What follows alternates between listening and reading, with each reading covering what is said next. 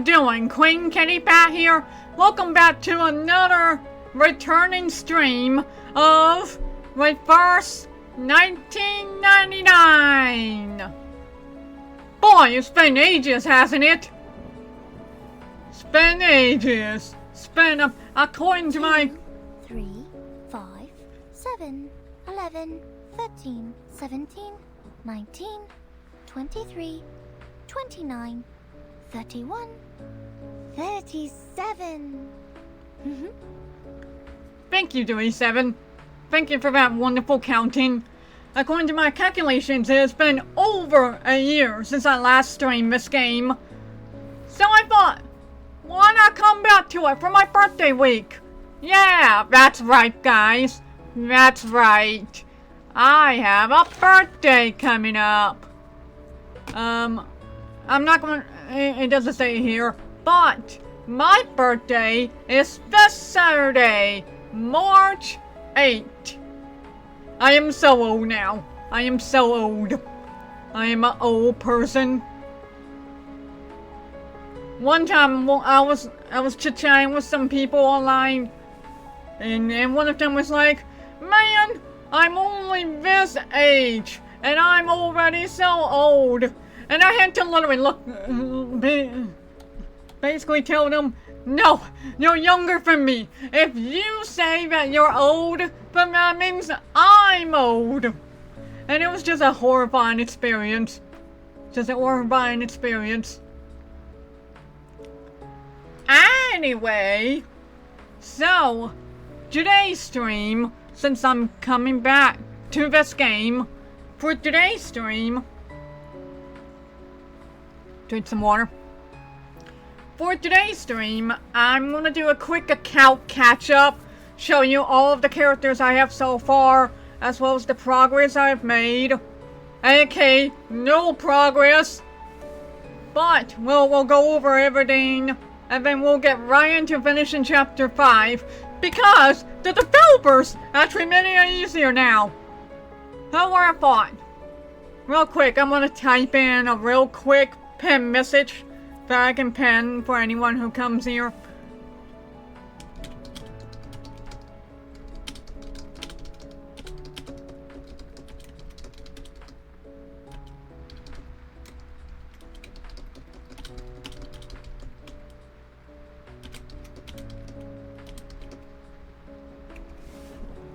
And we're gonna pen that. There we go. Okay, so I guess without further ado, I don't know if I use that phrase right. Anyway, let's get right into it.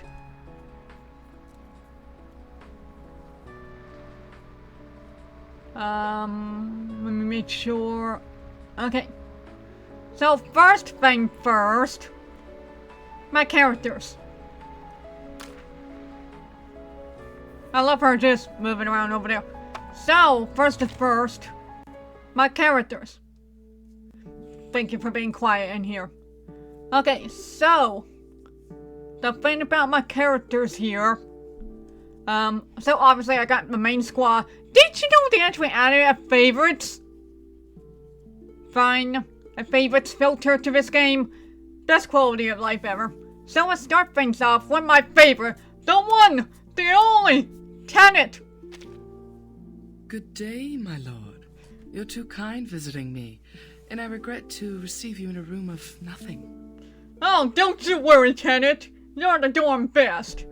So, thanks to the power of being lazy and procrastinating, as soon as I came to this game 2 days ago, when I came back to the game, they were like, "Katie, we missed you! Here's all of this free stuff!" And that free stuff actually helped me max out the insight for some of my characters, which is a massive help. It's probably not going to help me for the chapter I'm stuck on, but it'll be a massive help. As you can see here, I got her to level 7. I'm not going to level up any further, because I think she's good right now. But yeah, because I got her insight full, she can actually trigger this at the start and this when she goes below 50%. So that's actually awesome. And yes, I am aware to those of you who are watching this right now, and it's like, Katie, I heard you were a fan of Tenet. Did you know? Yes, I know. I know she has a new costume. And I know it's currently on the Battle Pass right now. By sheer coincidence, for my birthday, it's like the fate, the stars have aligned, specifically for me and Tenet. And she does look pretty darn good, I will say. I prefer this one, but she does look pretty darn good. And I'll get into that in a little bit. So, I plan to get her a new psych tube in the future, but I don't know what. Next, Reckless! Oh, whoa, whoa! Watch out, mate! Let me tell you, honey! Reckless was... She was a hard one to farm, I'll tell you that. She was a hard one to farm. In fact, the entirety of yesterday, when I was farming through Reverse 1999, was spent entirely on Reckless.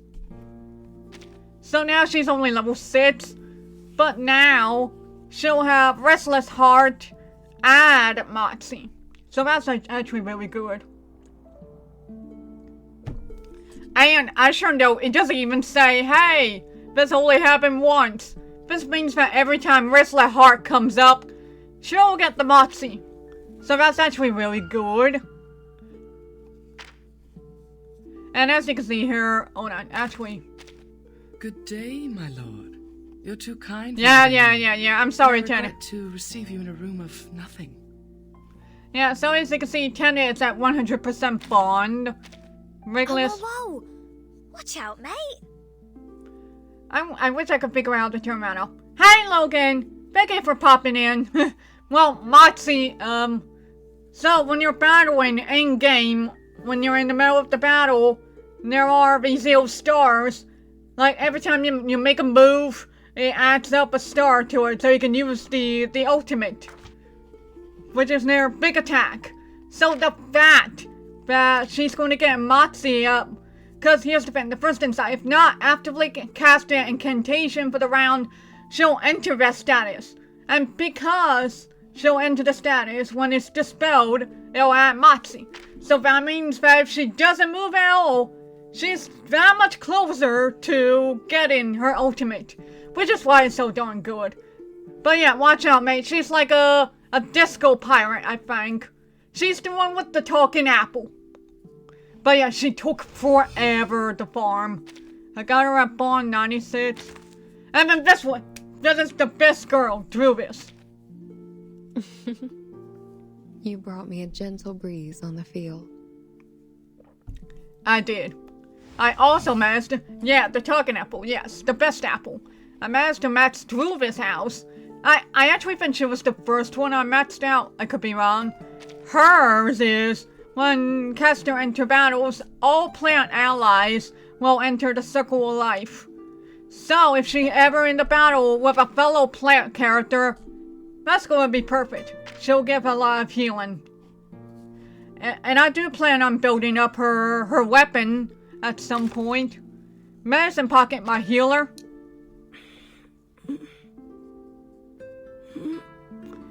Not cool. I just passed out. I managed to max. Nice to see you here. Take the notebook on the desk and write down what I say. You're done talking? Thank you. I'm like semi-close for the finish. This one, the battle for this one's kind of awkward, so it's going to take me a time. But this one is pretty darn good, so I'm keeping Medicine Pocket at that level. Pickles! Pickles is a work in progress. And then there are these other characters. This is a brand new character to my collection. Like, all the way in October or so, when this game finally came out on Steam, I thought, you know what?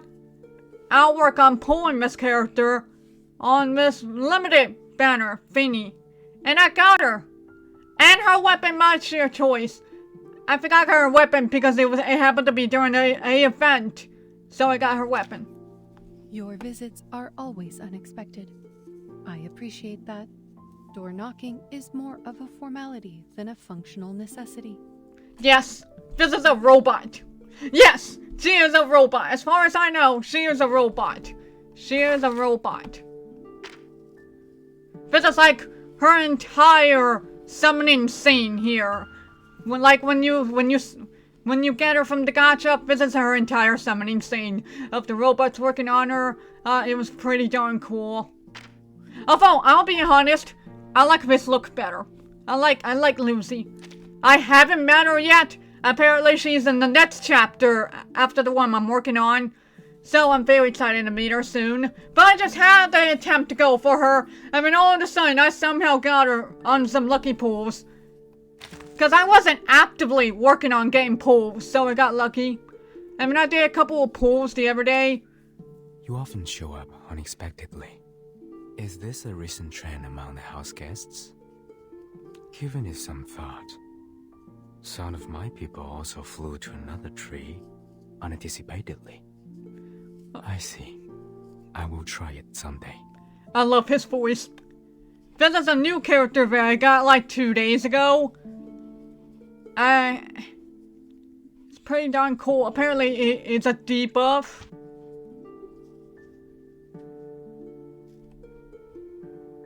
Yeah, it's pretty darn cool. And of course I got 37 at some point. I don't remember when, but I got her at some point. Oh, yeah, I need to refine some of them. Wow, another worshiper. If possible. Yeah, because I got a couple of copies when I was pulling yesterday. Yeah, there's a lot of characters. A lot of characters in this game. Welcome to my place. A lot of characters in this game, but I love them all. Even the door. Hello, curious explorer. I hope what reflects in the mirror would bring you joy. Yep. Even a shard of glass is a playable character. Yep, reverse 1999, it's just that special. But yeah, I do want to look. I have no idea what's the lore of the door, but I can definitely tell you the radio that's door, Miss Radio. She's a charming fella in chapter 4. A pretty charming fella. I haven't met most of these characters yet, but I can't wait to work on them in the future. For now, I got these 4 characters all nicely built up.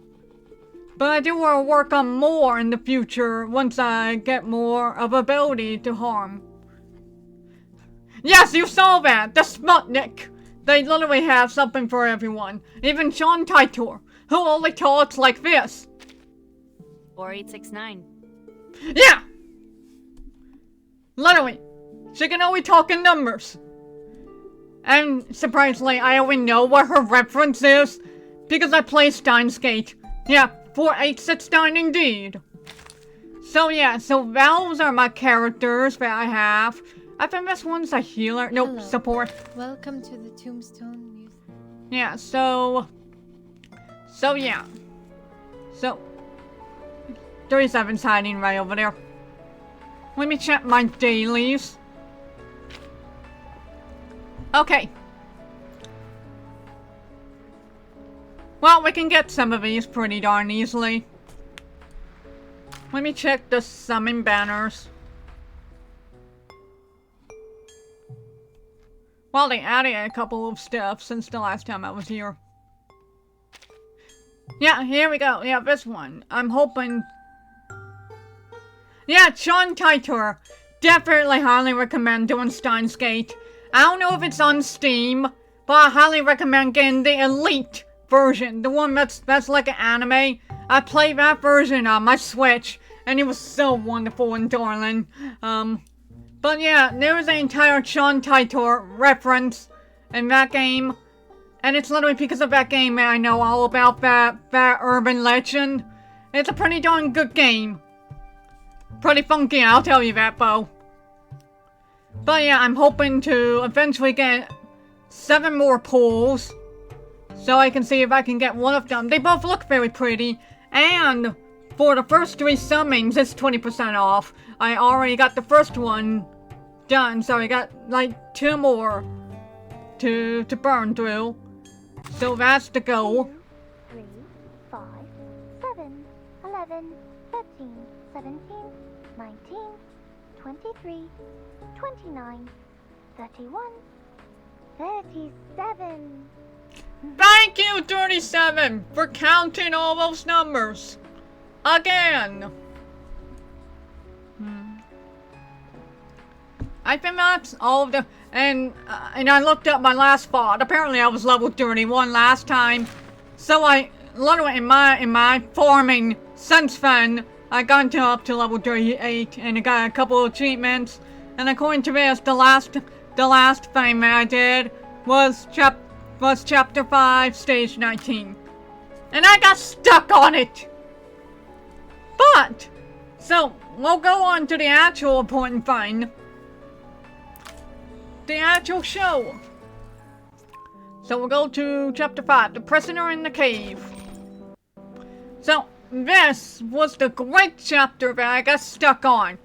Both because I didn't know how the mechanic worked, I didn't know how the boss worked, and two, it was insanely powerful. Even, like, this is why I was trying to match out my characters, the characters I just showed you. I was trying to match them out, but it involves having to do a lot of farming and farming and farming and farming. I got insanely lucky because the game gave me free stuff, and I was able to use that free stuff to match out my characters. But that's not going to matter anyway, because in the year it's been since I last played this game, they added an easy mode.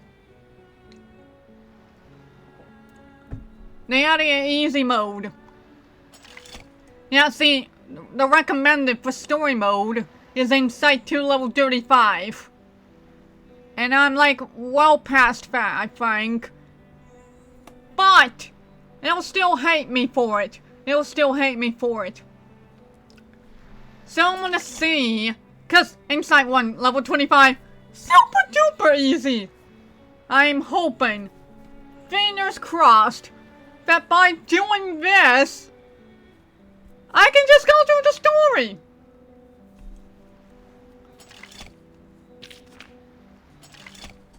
So yeah, that's what we're about to do.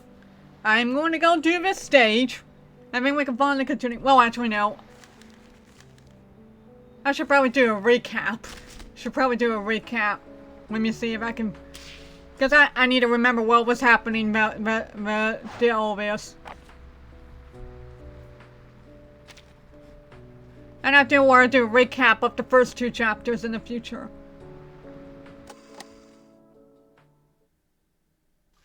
So let's get a recap. Part 19. Let's see what was going on. Wait a second, just a second. Isn't this still the dungeon? Are you setting us up? All caves are interconnected. This is the way to our sacred place. 37, wait.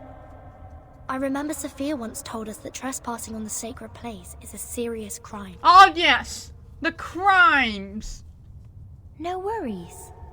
The restrictions were to help us not be distracted by the unimportant details in life. It would not stop us from seeking the truth. Oh, excellent. I will tell it to the Abraxas when it shows up. Huh? Regulus certainly stops. Hey, 37. Are you sure this is the right way? My heart just sank as if I took a bite of those overnight potato chips. Are you scared?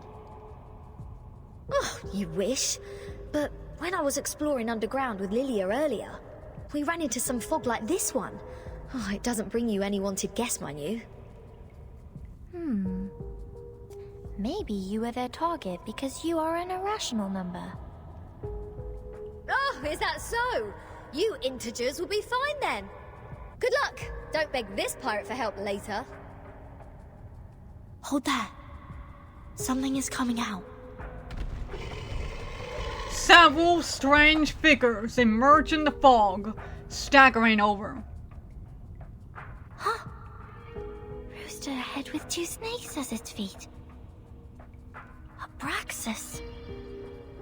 That's weird. Why are they here? They're coming for us.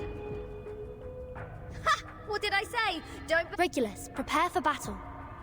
I love the way 13 interrupted her. Okay, I know. I was just teasing her. Regulus whistles and charges towards the enemies with excitement. A extreme pain comes from the wrist. It's the stone bangle, which is radiating burning heat. The stone bangle is activated. But they're just Abraxas. Regulus, wait for their attack. Do not kill them. What kind of request is this? Listen to me, Regulus. That's of prime importance. Fine. If it is of prime importance, this pirate will try her best. And this was after the battle.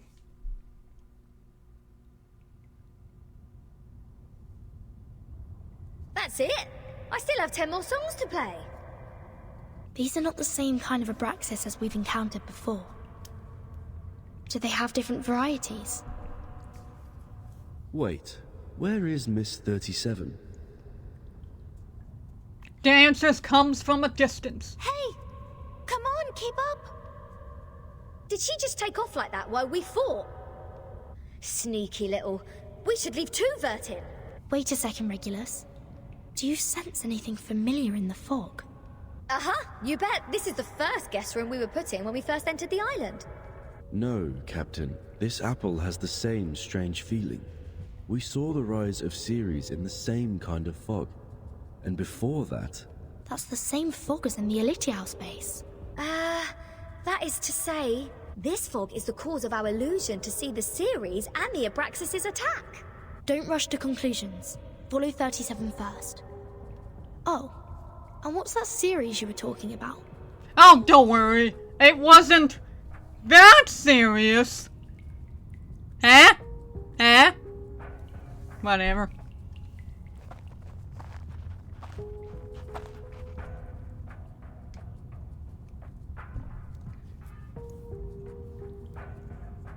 The fog gets thicker and thicker. Yeah, chairman, you could have done that. Good times. The fog gets thicker and thicker, yet the surroundings are becoming brighter and brighter, as if there's an invisible light source hidden in the fog. I just picked up a piece of paper. Like this, just bent over and reached to the ground. Regulus bends down and reaches for a flicker of light in the darkness. When she strains up again, there's a classic manuscript in her hand. What book is it? Oh, probably just some math problems left from the critter's breakfast. You never know. You never know. Wait, the compound of alchemy. The 12 gates leading to the discovery of the Philosopher's Stone. Ah, yes. Full Metal Alchemist. I still need to finish that show. I'm still at episode 20. This is that alchemy handbook given to Edward IV by George Ripley. Why is it here? Look at this, Captain. Of the Great Stone of the Ancients by Basil Valentine. The 112 books by Geber.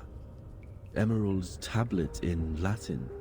Yeah, I definitely want to finish it someday. But the thing is, in order to go back to the show that I'm watching, I have to rewatch them from the beginning so I know what's going on. And then I'll get to episode 20, and for some reason I'll stop watching it, and then I'll be like, oh man, I never finished it. So I go back over to rewatch it, go over to episode 20. It's just a cycle, man. It's a cycle.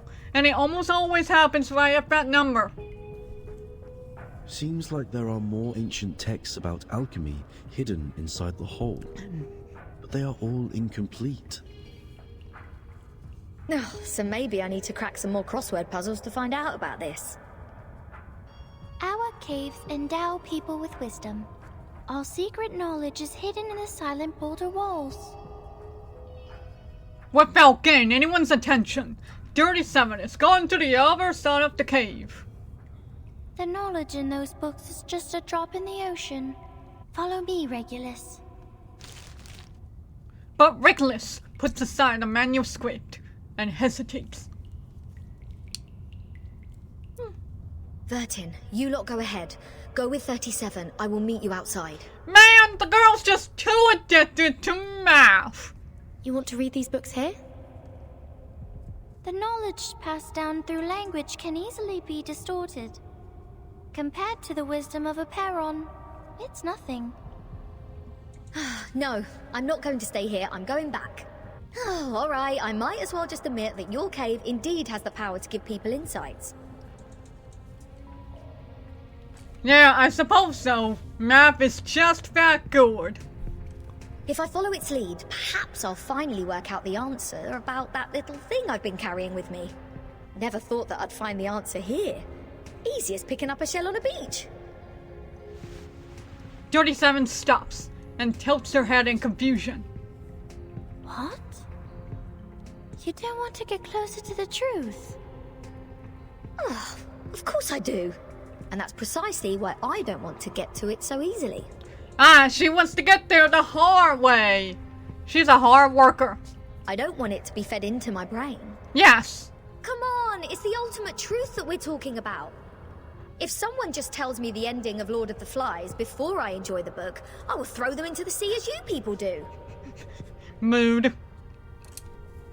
Oh. She subtly smiles. I only met 2 people who reject the truth. So this is the mindset of irrational numbers. I see. Thank you for being my subject of observation, Regulus. But 37 has walked away. Go, Vertin.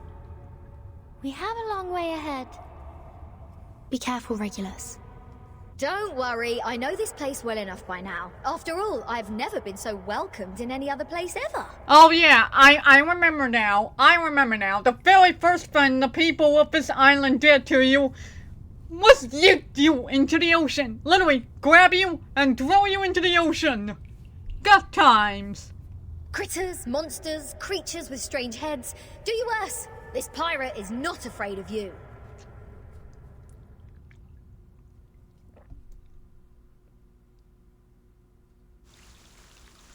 Okay, and unfortunately I don't remember what was happening. Cause it doesn't let me see the stage 20 of this chapter. So let's get right into it, I guess. So we're on our way to learn the truth. And I'll be honest with you, I'm just going to do this. I'm just going to do easy mode and hope they'll still progress through the story. Because that'll be pretty darn cool. That would be pretty darn cool. Because I'm a baby. Let's go!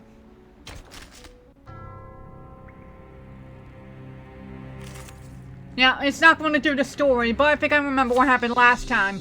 We were battling this giant tree thingy, and it kept transforming into a monster. So, yeah, it's this fine. So, according to my information, this was the mechanic that I wasn't understanding the first time. Whenever allies die, this guy dissolves to awaken stagnant creation. Which I have no idea what that means.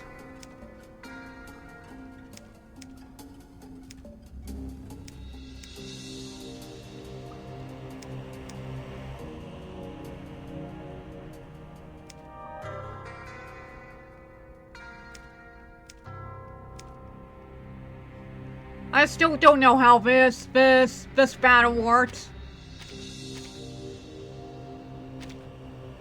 But either way, and the fact that it's different elements too, so we'll need to bring in everyone possible. Alright, everyone's pretty much maxed. Maxed out here, yeah. So I think this will be fine. I have my healer, I have my hard hitters, and Regulus in the back for emergencies. And this is the easy mode, mind you. So I should be nice and safe. Let's go! Let's kill time together. Sadly, these are counterfeits. Okay. Pacts, once formed, cannot be broken. Each round, the first character to actively cast the incantation cannot act again crap until the start of the next round and gains damage taken -30 for the duration. Okay, so I have to be careful. So I have to be careful on who I act here. The peace agreement no longer works. Or is it safe as long as the contracting parties have no intention to fight? The conditions are not clear. Yeah. A reckless attack may lead to the punishment of the banger. I have to be careful with the method and timing of attacking. Oh, I just realized everyone is here. Awesome. So, I already got the buffs going on here. So I don't know how the mechanic will work. But I'll just go with the flow.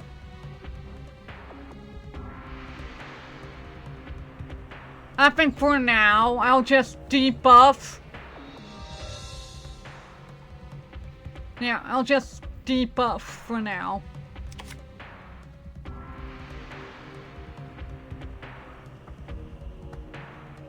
Sterilize. A man reckless over here can just do whatever.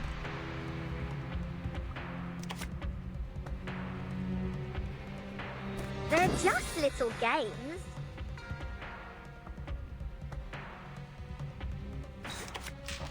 We'll waste some turns. Oh, hi. Woohoo! Release!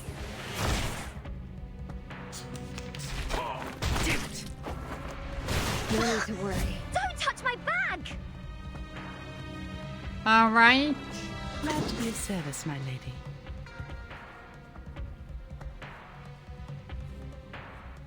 Wear gloves.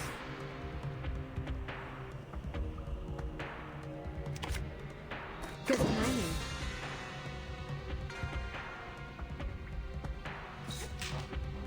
Just like real diamond. Oh, hi. Crossed you with the armor of the form. There we go. I managed to beat up both of them. Wait. The body is melting.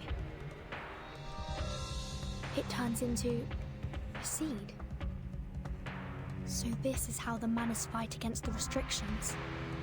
They sacrifice one man to feed another. Hold on, I need to check in on some instruct. Oh man, I was hoping to fix up the audio here. Ah well. Let me check in on this guy.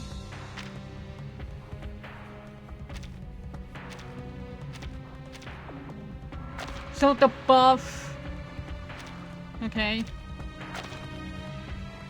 Okay, gotcha.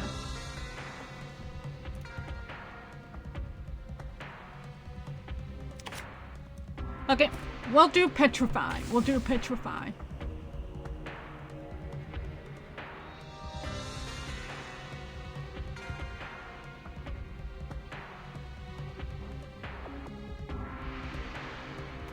We'll do this to move the card. There we go. We'll do a quick debuff on this guy.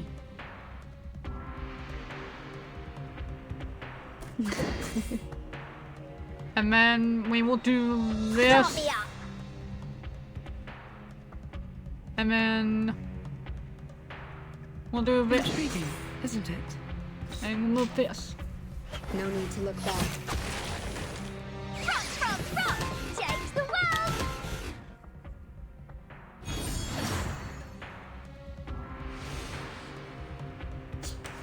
The sacrificed follower has been absorbed by the seed. Is this some kind of ritual? original cave. Oh, right! 37 is knocked out. I forgot. 37? Can you hear me? Run there.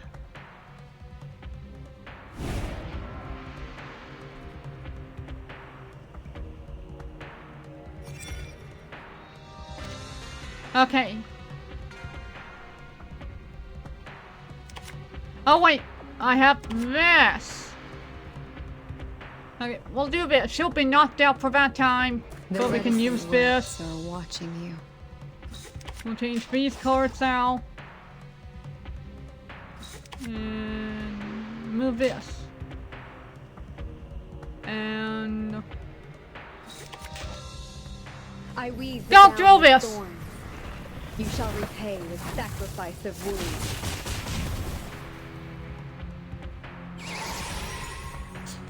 The dead followers turned into geometric symbols. Is it because of the cave? So the seed is the form of Manus Vindicte. The forms transcend all matters.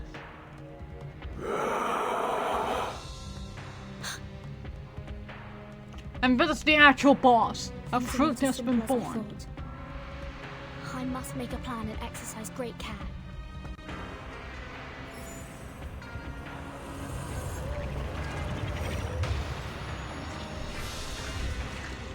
Oh my! Oh god! I forgot how hideous this thing was. My goodness gracious. Okay,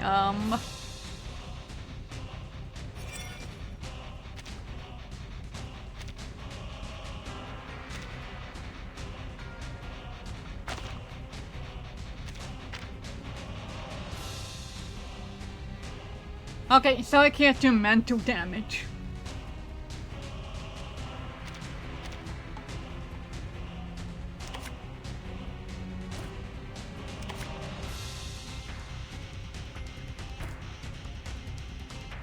Oh wow, the music's really rocking here.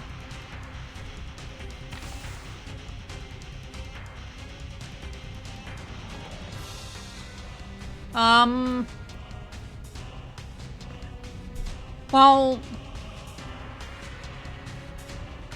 we'll do this first. Are you ready to be blinded? They're just little games. Go! Go! Go! Puppies!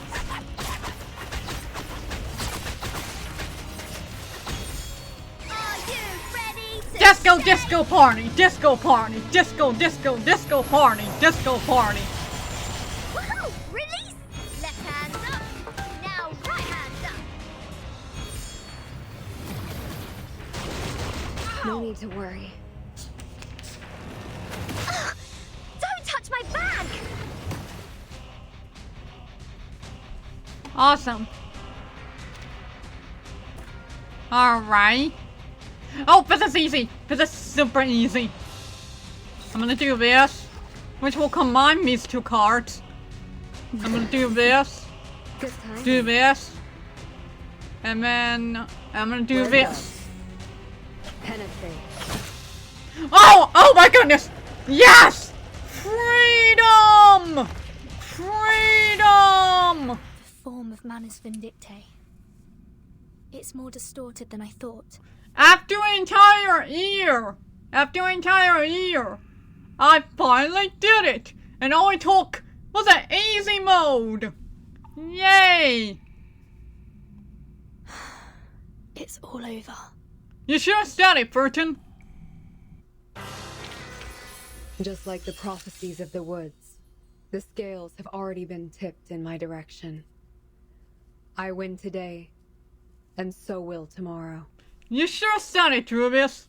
Alright, let's finally see some story. Oh, okay.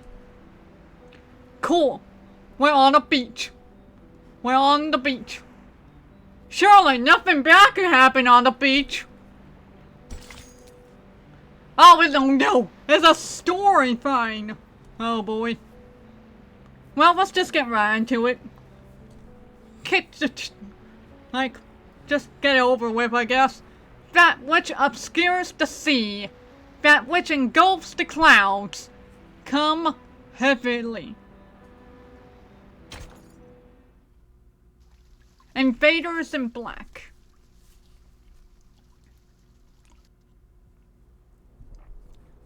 Vertin, finally! You sure said it, Regulus! Those are my exact words! Finally! Finally, we get to do more story! Finally, I get to finish this chapter! The manor suddenly emerged everywhere like ants. Lilia and I couldn't take them all down. I would have acted sooner if you hadn't told me not to pick fights. A mad pawn roars and jumps on them, but is immediately being pulled off and knocked out by Ilya. His limbs twitch horribly, and his body soon shrivels. Bleen, all they want is to attack, even if their blood will be sucked out. Insane! Back when we were spying on them, I told Sanetta to screw the peace agreement through the radio. I knew those geometry psychos and the Manus would go mad sooner or later. They were not that crazy when they were solving the math problems. There! What the hell happened down there? Oh, I missed you, Ilya. I missed you so much. The cave is the key to be immune to the storm. There is a cave on this island, which has the same effect as my suitcase. That's what the Manus are after. What? But hasn't she also put on the stone bangle? Even if she can break free from that bangle, there is no way she'd let her followers keep carrying out suicide attacks. And if she has signed that peace agreement, how will she take the cave from a Byron? Vertin? Oh, you're awake now. Are you finally awake, sweetheart? On Vertin's back, 37 opens her eyes.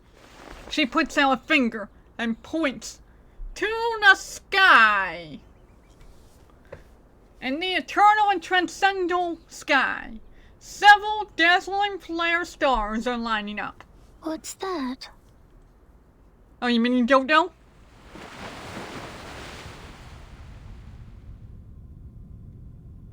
The whole of Hyperion is in deadly silence.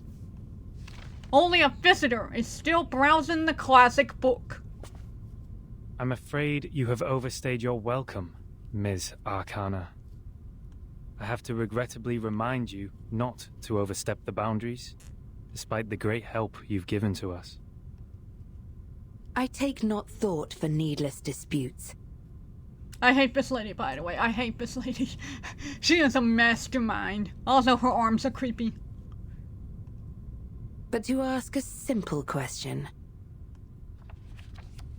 She gently closes that book. The great philosophers. Ye seek the ancient wisdom, follow the sage's teaching, and pursue the noble virtues. You are separated from the world for thousands of years. And you have not gained the human's understanding, nor have you sought for it. I find pleasure in this allegory of the cave. However, hath this been unto thee? That who led us to the exile in this cave.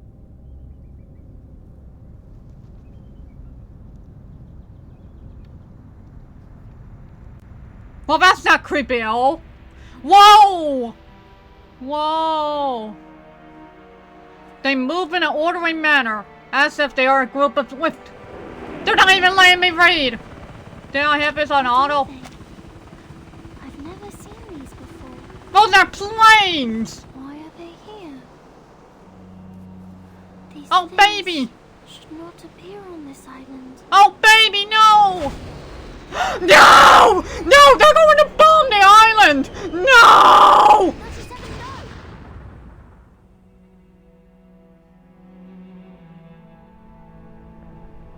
The eternal and ever-circulating current has been cut off upon the silent sea. A fleet in black is breaking the waves and sailing towards the town. Let me read, game! Did Did you bring the humans' army here? No! Wait, do not do that, Sophia! Listen to me! You're my honey! I would never do that to you, my honey!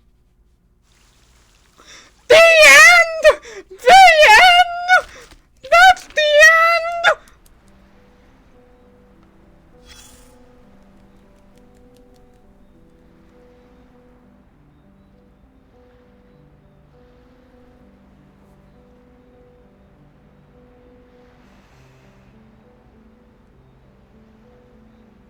You know, of all things that I was thinking about while I went through this entire chapter a year ago, if I went up to the me from a year ago who was playing through this game and was stuck on that stage, she would ask me, "Oh, so you finally finished this chapter? How was it?"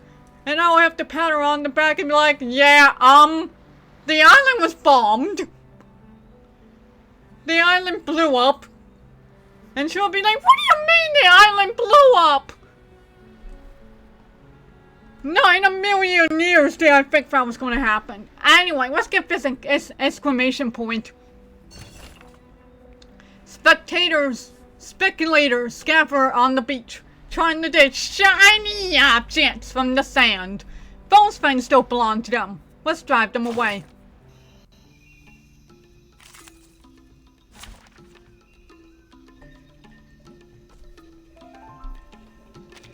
Oh, I didn't know I can have assist. You can have helpers in this battle. Oh, you mean this. Okay. Let's kill time together. Just like real diamonds.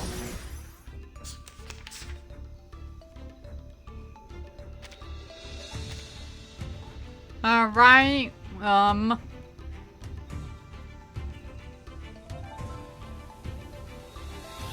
Sterilize. Glad to be of service, my lady.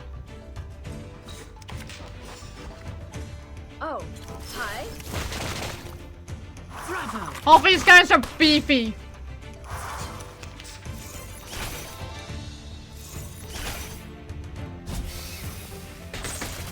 All these guys are beefy. Intriguing, isn't it?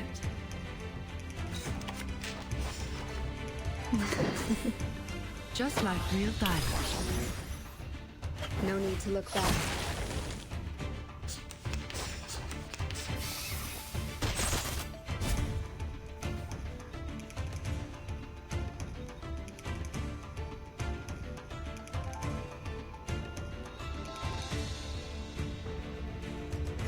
Wear gloves. Good timing. Glad to be of service, my lady. Oh, hi.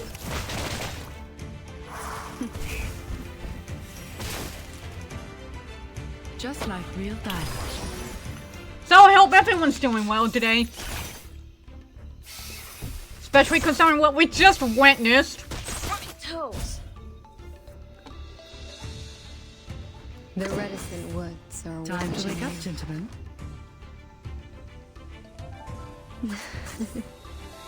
I weave the gown with thorns.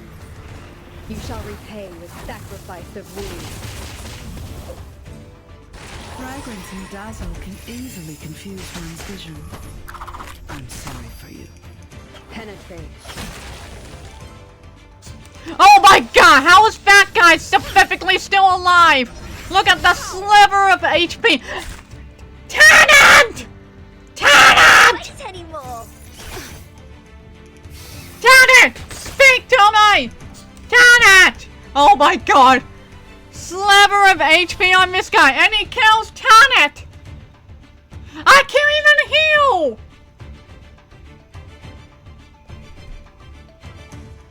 Good timing. They're just let's start me up. Frost you with the armor of the forest. Rock, rock, rock! Change the world! Woohoo! Release!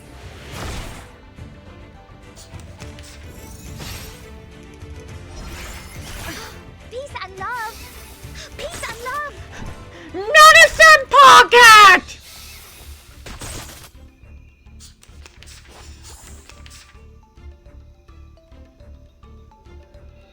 Oh my god.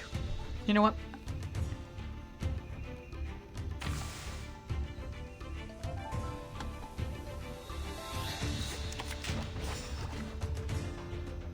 Damn it, I'm silenced.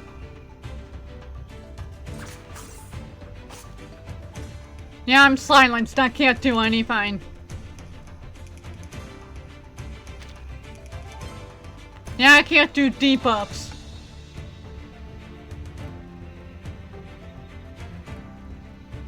They're just little games. Nice!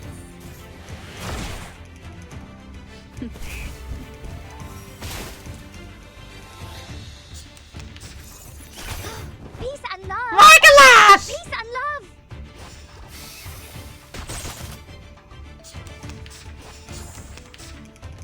Oh my god. Okay. Please kill them! Please kill them! Do this! Kill it! Kill the monsters! Yay! That was stressful! They dropped the treasure they found and scattered. Yay! Oh my god. That would have been embarrassing. I would have to come up to my fellow Reverse 1999 players and be like, yeah, my entire team got annihilated by a bunch of sandpaper. Sheesh.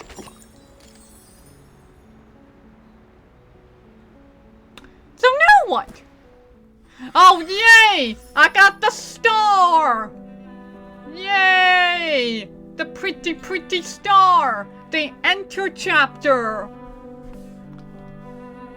So I guess that means I can update the title now.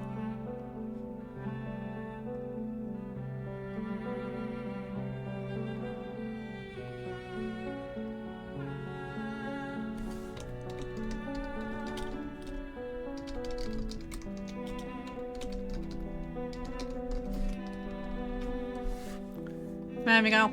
Chapter 5 finish! Enter chapter! Man! Oh, I just realized. I've been wearing the wrong thing this whole time. Ah! Everyone in Norwell was wearing for the past 15 minutes! I wasn't supposed to be wearing that.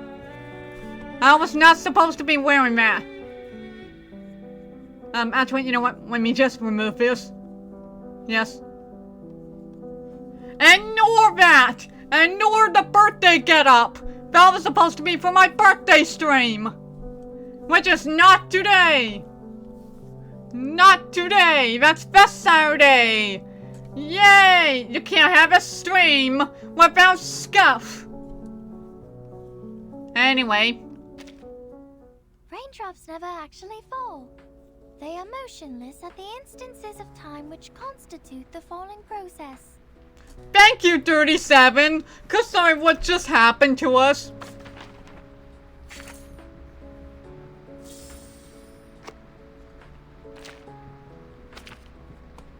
Oh yeah, I forgot about my returnee stuff.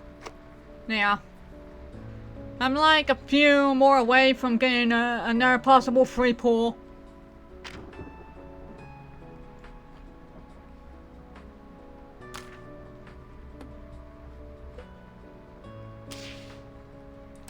Oh yeah, we got achievements. What we got in the achievements? Complete chapter 5 of the story with 4 stars. Oh no wait, watch chapter 5. The last proof problem stumped 99% of the Is this a TV tropes reference? If so, genius. Okay, I'm gonna do a quick stretch. Oh, yeah, that reminds me. The other thing I forgot to talk about. This. I love 13. So when I found out that she's on the battle pass, that she's going to get a skin on the battle pass, and I already reached it. I'm gonna try my best. It depends on how this week goes. I'm gonna see if I can get this battle pass. Just for this skin. Because he has a very cool skin. Alright. Let's get right into the... Did they give me a new track? Oh my goodness.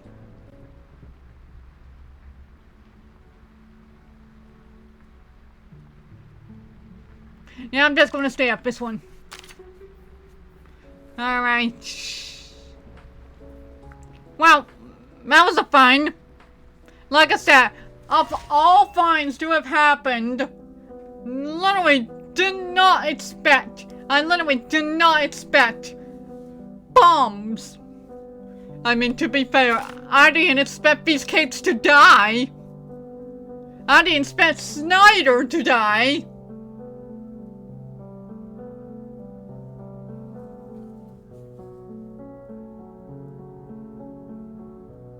But I didn't expect what happened here.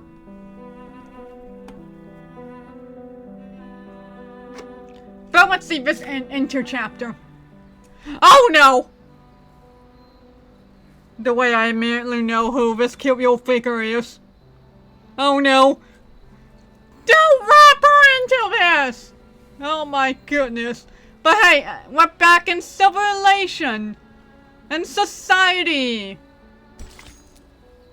Lovely meeting. With a shake of her head, the yellow white duck finds the gold crest.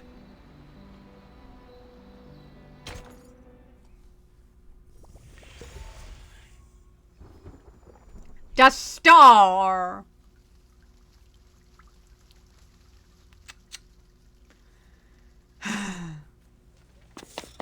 Oh, this library, this freaking library. Wow. So this is the library in Burton's school. Yes, it's full of so many fun memories and trauma. So many people here. They're probably around my age. Oh, you have no idea, girl. You have no idea. There's so much that went on in this specific library. But hey! You know what? I'm sure you will make fantastic friends here.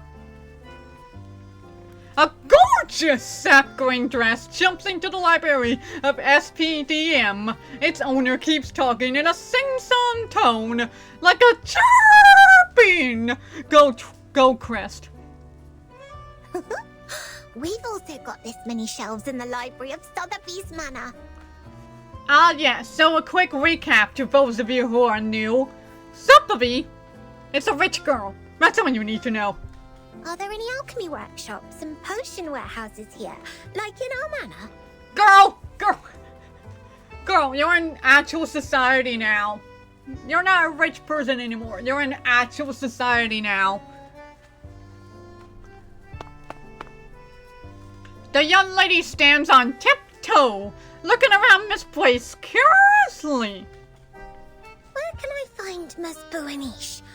Madame Z told me to come here, but she didn't give any other clues. The people here really need Mr. Teaketler, who is always nice and warm to the guests. Just twist his teapot ear, then he can take you anywhere. If not so, placing a luck-a-day potion at the entrance would help as well. If I had made it before I came, Miss Buenish and I might have met by now. Or she will just pop up behind me. Are you looking for me? Matilda! I missed you, girl. I missed you so much. I remember the good days in my very first 1999 stream. You were being so adorable. Oh my word! Yeah. Oops. That was too loud. Where are my manners?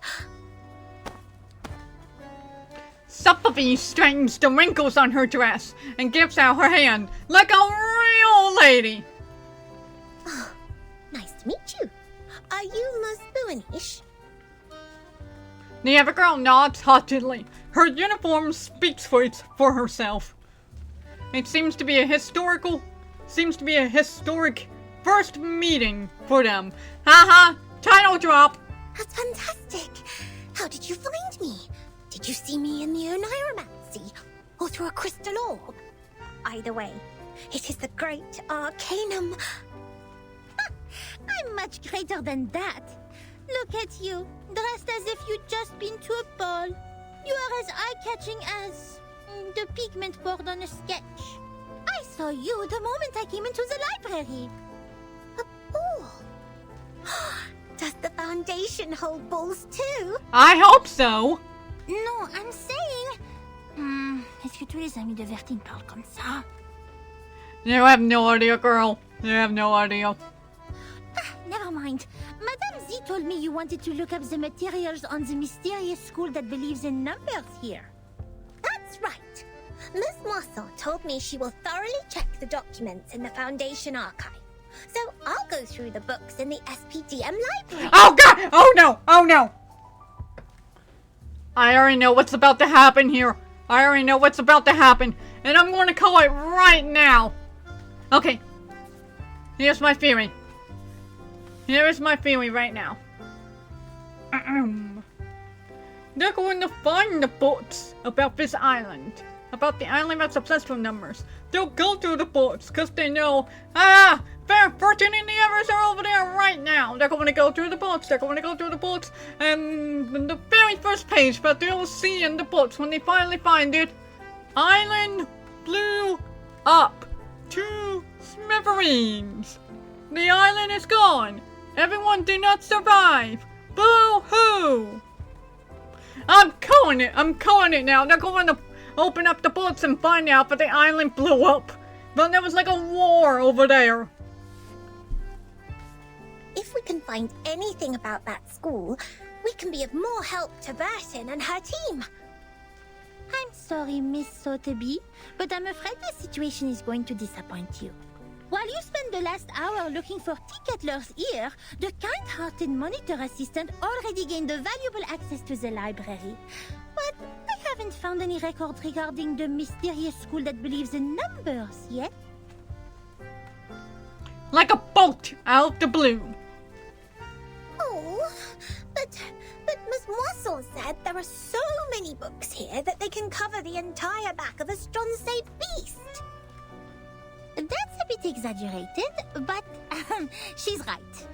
Nevertheless, the librarian was transferred to a more important position years ago due to the storm. Many old books are not yet sorted. Some even went missing in the chaos. The only relevant materials I could find are the stories of Pythagoras and some books on mathematical theorems. But I don't think they have anything to do with Vertin's issue. What Matilda sees now is a pair of teared, dimmed eyes. How can you say no to this sweetheart puppy? That means I can't do anything to help them. Please stop being emotional. This professional member of the Foundation.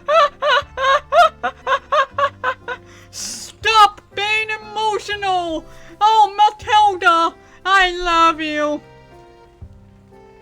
She locks away and clears her throat like a grown-up. Without field investigation permission, I can't take you out to collect information. But in fact, there is still another reference room only known to the most outstanding monitor assistant. Oh, I thought that was a new sprite. I never seen that sprite from her. Hooray! Hooray, indeed! Other students in the library cast disgruntled glances at them. Oh, right, visit the library. We're supposed to be quiet. Shh, shh, shh. It's a violation to make noises in the library. Please follow me, Miss Sotheby.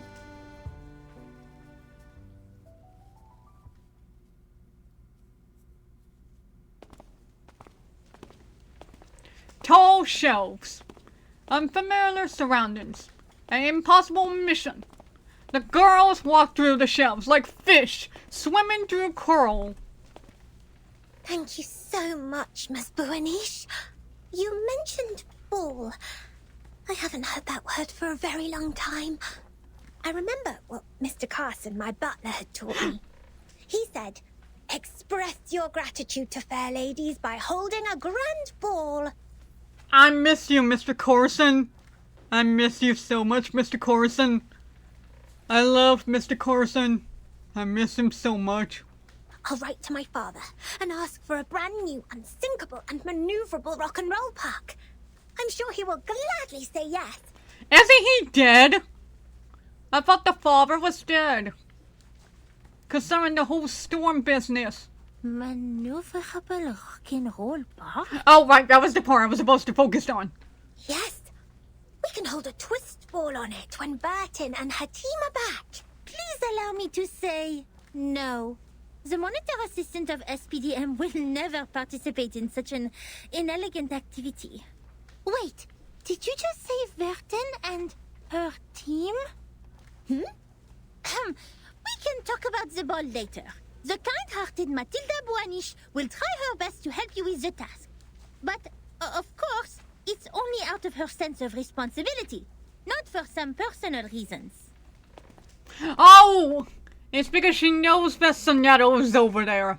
She's like, my crush is over there.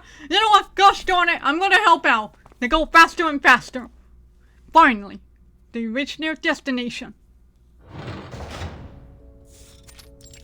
Unnecessary information room! That's the name of this room! The unnecessary information! To patch the fragmented errors in the future, and to store the currently unimportant files and reports. People built this reference room in the shape of a box with grey and white walls. During this awful time, which might last for ages, people call it the footnote of history. Here we are. The reference room storing unnecessary information. It's a place ignored by most staff. Oh really? Even so, this careful, reliable monitor assistant will not let go of any details. She knocks on the rusty sign heartily. I hereby officially appoint you as the Chief Assistant of Monitor Assistant of SPDM. I will take my responsibility and teach you how to become a devoted Foundation member. Matilda pulls off the cloth covering the archive cabinet. Dust rises in the air. Here is your first task. Read through these unsorted old files. All of them. The monitor assistant takes a dusty file from the cabinet. The paper inside is already turned yellow. I have searched all the archived ones. These are the last parts. Most of them are discarded administrative documents, low-priority materials, and substandard reports written by rookie investigators. By the way, you should know I didn't sort any of them out for you, and they don't necessarily have what you want. It's all right. Leave them to me. I love reading. Yay! You'd better do. Yeah, otherwise this will be pointless. Here's the key. Keep it safe. You can sit on the cushions there when you sort out the files. I don't want your dress to stain the stone bench. I'll go see if I missed any files. Listen, this monitor assistant will test you on your familiarity with these files when she's back. I love these two girls. They're so precious. 3 hours later! Oh boy. Double check completed. Looks like I didn't miss any relevant files. Phew, quite a long day. I doubt if that spoiled lady can finish all the materials. She must have been bored and fallen asleep, waiting for her tea kettler in the dream. It takes much more than dancing at balls to be a Foundation investigator. Oh, she's about to surprise her. I'll send her back to that teacher when she wakes up. In the end, it will be the kind-hearted Matilda who finishes the task for her. Being a great monitor assistant comes with great responsibility. Watch, she finishes all the files.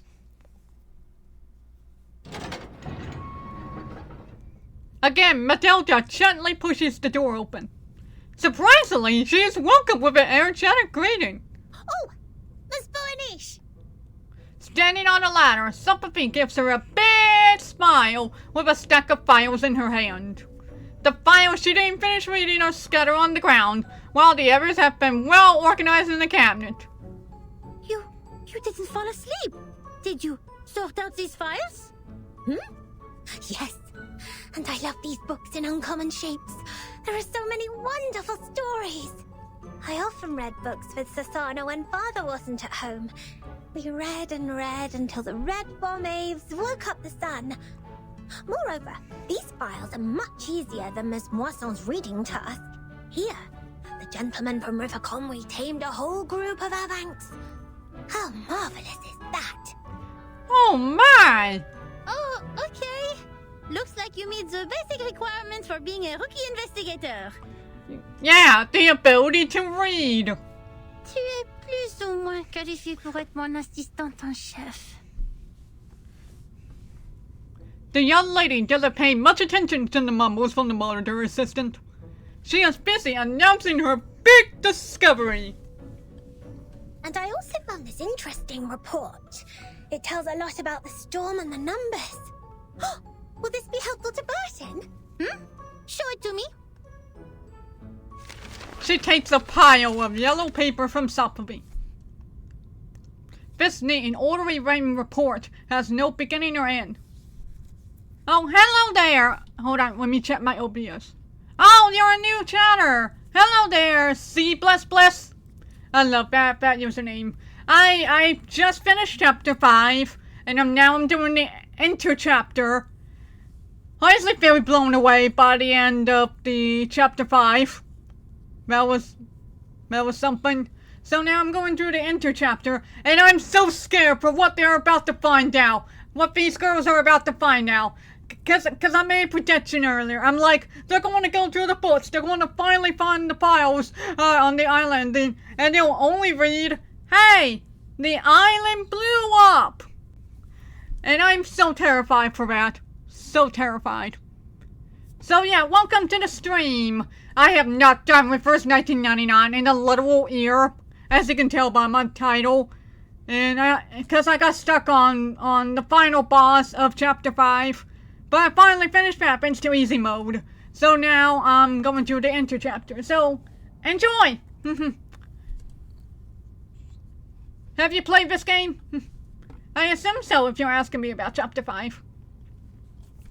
This neat and orderly written report has no beginning or end. Obviously, the author is a meticulous person.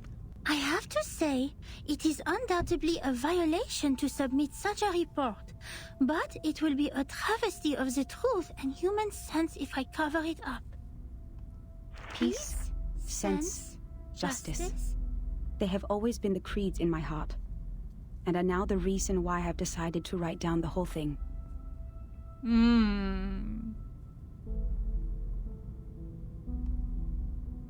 A long time has passed since the first attack of the most severe crisis in our time, but we are still wondering, what on earth does it mean? That was the eve of the millennium, of which no one had any memories, illogically. The next day, time was already reversed to 1996 the moment we opened our eyes. We walked out of the building made of grey and white marble as usual, hardly aware that the sun we bathed in was from another time. Our survival was unexpected and almost unbelievable in such a calamity which swept the globe. Why did the headquarters of the Foundation survive the reverse? Why couldn't we find our younger selves in the outside world? Did any other region survive it as we did? What was the cause behind this calamity? I didn't know, nor did anyone else. Things remained unclear until time was reversed again. This time, we all witnessed that reign in the 80s.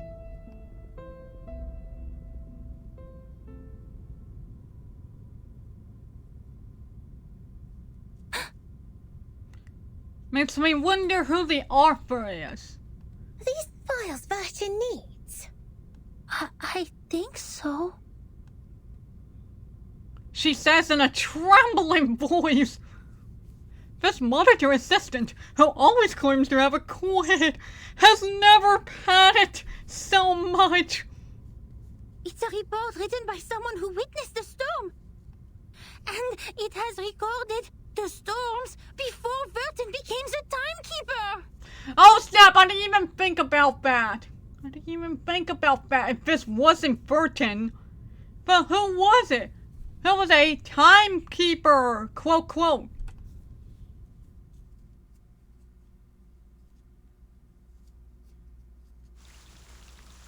Oh, sure, that's where you're going to. Okay. Whoa! Whoa! What happened here? Why are we suddenly a picture? So to science. After a terribly heavy downpour, it's hard to stay calm.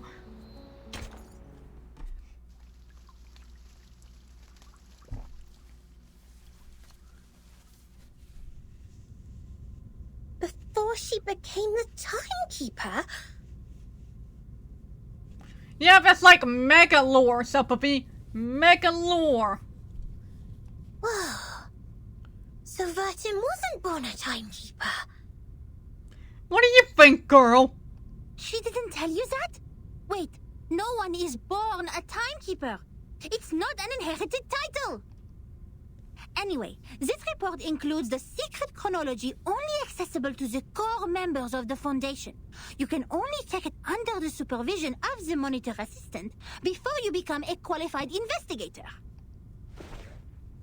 Matilda dusted off the folder carefully. No matter what the reason is, it shouldn't have been shoved in this dusty room like rubbish. To evaluate its authenticity and risk, the genius Matilda Boiniche will fulfill her duty as the monitor assistant and carry out a thorough inspection of this report. Yeah! If you agree to this resolution, please nod, Assistant Sotheby. But yeah, I hope everyone's having a good time with the stream so far. I know I am. It's been ages since I've seen any of my precious babies of reverse 1999. And do let me know how the audio sounds, like the sound in my microphone and stuff like that. I'm wearing headphones. The speech is full of terminology Sumpavy has never heard of, but it doesn't matter. Based on the tone of the speech, she has already decided how to answer. Yes. Whoa! Hands! That was 1985. A gloomy, miserable night compared to that peaceful morning in 1996, when we were only bothered by confusion. So what you're telling me is that the star is a giant lore chapter? Amazing. We didn't expect time to be reversed again. Nor did we understand the consequence. Even now, I still remember Paulina's desperate cry. One of her hens was already inside the safe area when she fell at the entrance to the headquarters. And that was the only part of her left to us the next second. Oh, Paulina. The only legacies we found were an engagement ring on that hand and her favorite blue polka dot scarf, which we used to wrap her remains in the end. To be honest, I admired those who still remained calm and sympathized with the arcanists on the edge of mental breakdown. It had nothing to do with the 1/4 arcanist blood in my body. It was only the kind of empathy which all mankind would share out of instinct in the face of a hopeless calamity. We lost many, too many colleagues. In the materials they sent back, we even saw all the horrifying phenomena, such as one's veins turning into electric wires. Since then, the storm, a word simply taken from visual observation, has been used to refer to the calamity.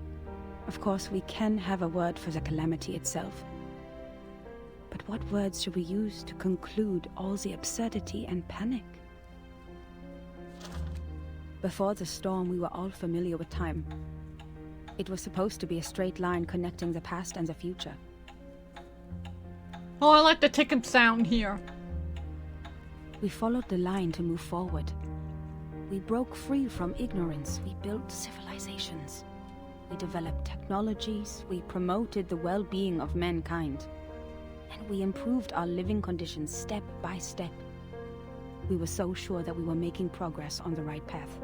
But then, the path was taken away all of a sudden. Oh, time. Our closest old friend, where are you taking us? Back to the 2 most painful war times in the 20th century? The era when no one had ever heard the hiss of steam engines, or the century when mankind was yet to be enlightened. So far, mankind has achieved a lot in history. Dynamos, automobiles, flyovers, railways, hospitals, poorhouses. But if it goes on like this, what is the point of all the efforts we have made? Now we are like a shipwreck left on the island of time, witnessing the fall of the whole modern world in the unstoppable tsunami. Even though the Foundation has lost a lot of staff members, they are still doing fine compared to Laplace. My younger brother was a good example. He was the most sensible person I have ever known. On the first day of the second reverse, he told me, in a calm manner, You know what would be a really cool reveal? If his younger brother ends up being a playable character someday. Because the way his hair is and stuff like that, I feel like he has to be a playable character someday. And I'm totally not just coping. At least we have reaffirmed that Newton was right. There was never an hour of time in classical mechanics. Neither in relativity nor quantum mechanics. That means this is absolutely normal. Whether the time goes backwards or forwards, even if it starts spinning around like a tabletop football player. They're not against the law of physics. We can go back in time and give Poincaré a medal of great profit. The next day, he almost fell off the 6th floor due to excessive drinking. Oh, okay. Cool. All the perceptions of time and space developed to this day were overthrown. We couldn't find any theories to explain the storm in any existing researches. There could only be two reasons for this situation. Either we've been completely wrong all the time, or we've come to a brand new world. And this new world can never make sense in the way of science, or that of physics.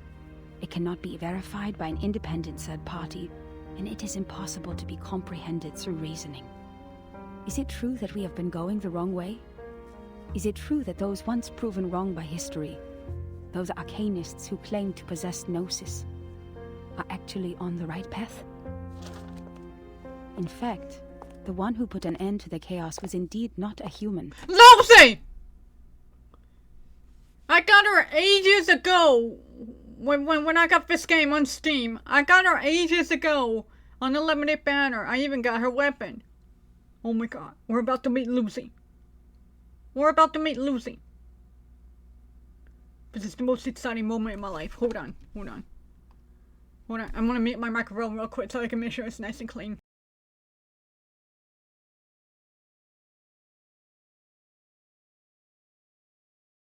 Okay.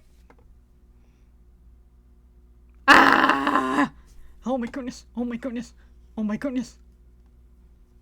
Lucy! This thing, I had no idea what it was. It claimed to be a machine which never stops working. It laughed at the limitations of our brains and the metaphysical mistakes we make ceaselessly. But it did solve the most urgent issue. A system was built to tackle storm-relevant emergencies after it took charge of Laplace. The first measure it adopted was contacting all the existing branches of the Foundations at the time to confirm the scale of available manpower. Then it built observation stations all over the globe to find if there were any other regions immune to the storm. After that, numerous offices responsible for deducing the cause of the storm were established. Even though there were countless disagreements during the research, at least we had taken the first step. I handed in the application to take part in this mission, determined to get rid of the fog in my mind. In 1986, I was assigned to the office in Egypt. All my friends came to the dock to see me off, because we knew it could be the final goodbye. Even though we were equipped with the emergency communication devices issued by Laplace, we were still not clear when the storm would assault us, or where we could hide nearby. What really scared me was not the threat to my life, but the possibility of dying ignorant. Then I boarded the ship to Alexandria from Athens. And that was when I met her. Now when I recall it, it was almost impossible to ignore that group of arcanists on the ship. There were about a dozen of them, all in eccentric stitched robes. They were followers of a strange school which mixes arcanum and mathematics. I talked to them. No matter how much that conversation bewilders me now, I was more excited than confused at the time. They also survived the storm in 1996, and they noticed the unusual changes taking place in the world as well. That means I actually met another group of survivors from the Millennium.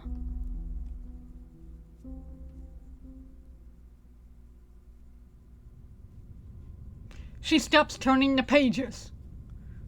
Wait. A school of Arcanists who survived the storm? What is it, Matilda? What's on your mind, baby? Baby! Tell me, I want to know all of the lore. Oh boy!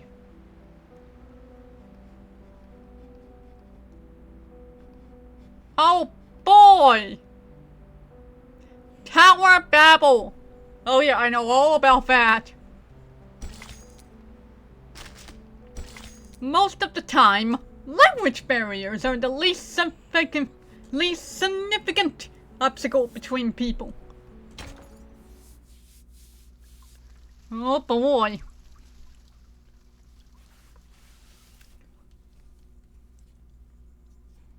A mixture of arcanum and mathematics.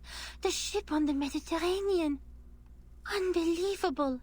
Our investigator actually met this group of arcanists who believed in numbers, and even left such a precious record down on paper. Does it mean we are close to being helpful to Virgin? The chief assistant of the monitor assistant lets out a cheer.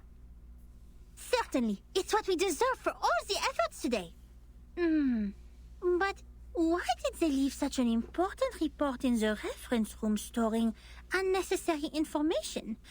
Who knows? Maybe it's not unnecessary, but rather forbidden. Maybe that's what it is. Did they misput it here after the chaos of the storm?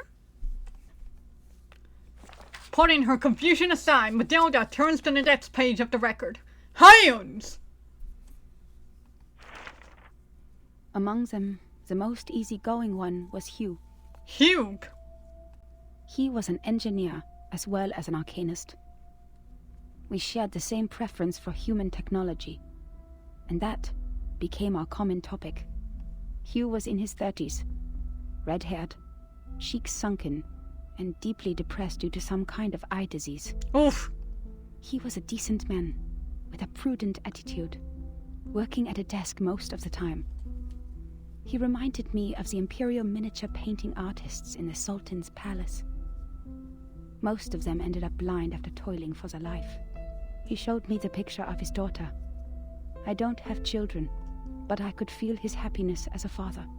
Although I got along well with Hugh, he seemed quite out of place among that group, which was actually led by her. Oh? The way that she doesn't look stocky. I got a bad feeling about her. I don't know what words to use to describe her. She was like a meteor shower, a tempest, or an unreasonable catastrophe itself. Her existence was just like her name. It was simple, yet implied a lot. Please forgive me for my cowardice. Even now, I don't have the courage to write down her name.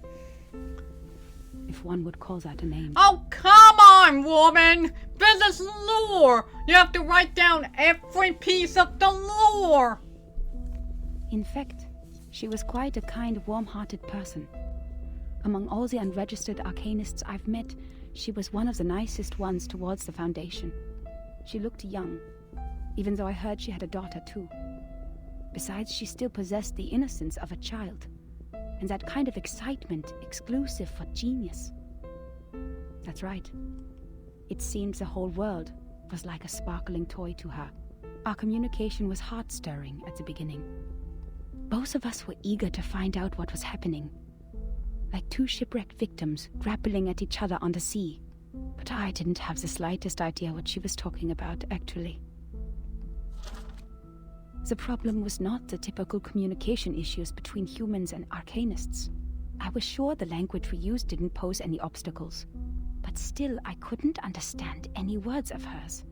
I would believe that one is highly intelligent if one can name all the factors of 11,567 without thinking, but what this one said was illogical nonsense which no one could ever imagine.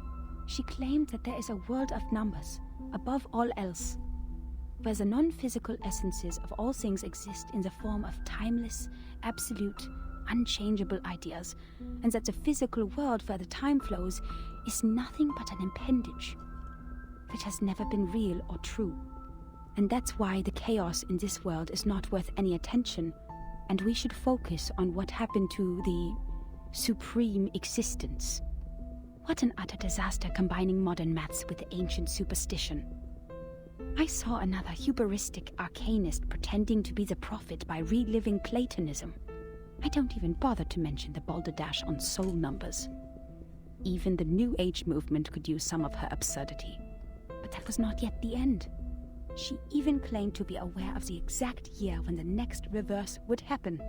But when I asked her about it seriously, she said, "My apologies. I've made an oath.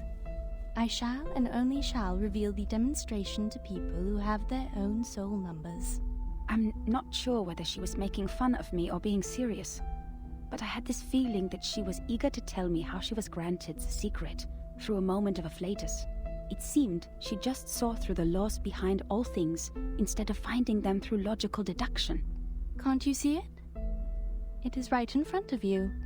After I expressed my inability to comprehend her words 30 times, she finally gave up and proffered regrets. I'd rather take it as a new kind of humiliation. 30 times! Jeez, woman!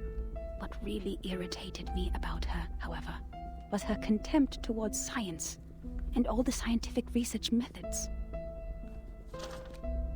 As far as I'm concerned, the value of a theory lies in its reliability, universality, and generalizability. Our pursuit of the truth has laid the foundation of modern science, allowing us to change the world. Yet, in her eyes, the value of a theory lies in its beauty. I talked to her on the current situation, and I told her how we would save lives and preserve the hard-earned technology of mankind if we could find the pattern of the storm. It was of course not an easy thing to do and would take enormous manpower, so I asked her sincerely to join the Foundation.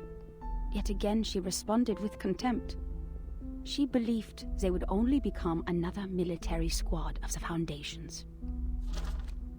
Darling, maths are beautiful for their uselessness. That's why it remains noble and graceful in this sordid world, despite you humans' reckless action of using it to calculate ballistic. She turned down my invitation and left an unfairly negative comment on our storm observation project. The observation stations you built are destined to be toppled because their basis is the fragile world that follows the laws of physics.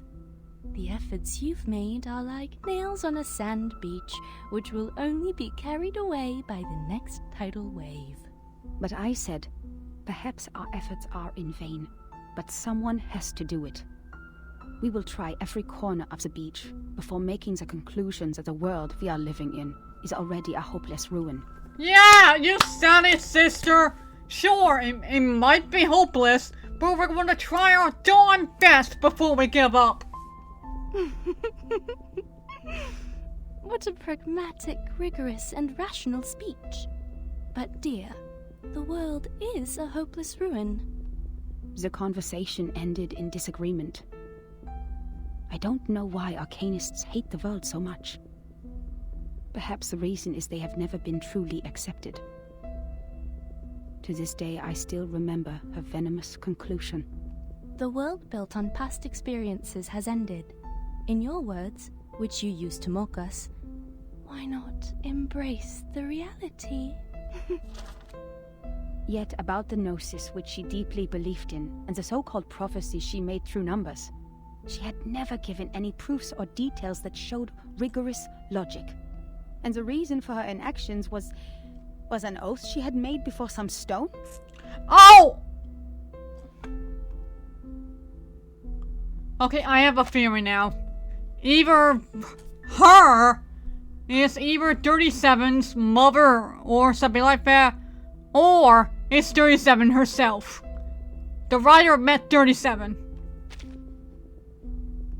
Therefore, I believed her words were only the nonsense of a lunatic. When we first met, I thought she was different from all those psychos, who mistook the malfunction of their prefrontal cortex as the will of God. But they turned out to be the same. In the name of human sense, I swore everything she said was absurd and ridiculous to me. Until...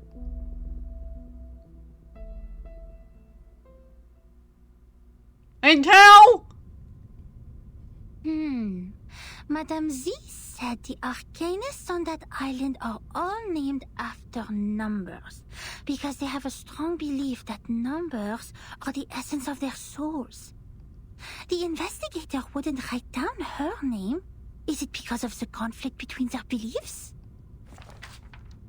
Matilda turns to the next page eagerly, as if checking a novel brought into class by some undisciplined student. But the reality welcomes her with an empty page. No! Huh? That's all? That's all? Maybe because the story ends with an abrupt stop, or the hope just raised has dashed down. Matilda clenches her handkerchief with her sweaty palm.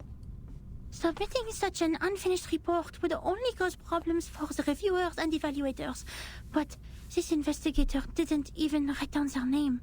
Don't worry, Ms. Burnish. I'm familiar with this situation. Every time after the brave Typhon defeats Jupiter, he returns to the Auto Island. But each time we twist the ear of Mr. Glassbox, Typhon will show up again and again, Ms. Moisson told me. The ear is the key to bringing back our hope. Wait, don't tell me you are talking about the shows on the mechanical television? Ignoring the monitor assistant's confusion, the enthusiastic young lady starts looking around for the ear that carries all of her hope. Stop, Miss Sotheby. Please, take a seat on the cushion and listen to me carefully. This is a detailed report written by a formal investigator of the Foundations, not some TV show full of cliffhangers. That means we will definitely find the rest somewhere. Oh, I see. Must be a cocoa treant who took away the other part of the book. Sure, honey. Sure. Usually, they will be attracted by Luna Fixer, and by following their traces, we'll find their lairs in the stable. You mean someone took it away? That's highly possible. Data loss is not allowed in the Foundation, especially under the Monitor Assistant's management. We must prepare Luna Fixer. Don't forget their favorite jigging magical beans. I don't have those materials with me right now, but I can write to them. It only takes a month. A month? Girl, there is an island being exploded right now. We can't get to them in a month.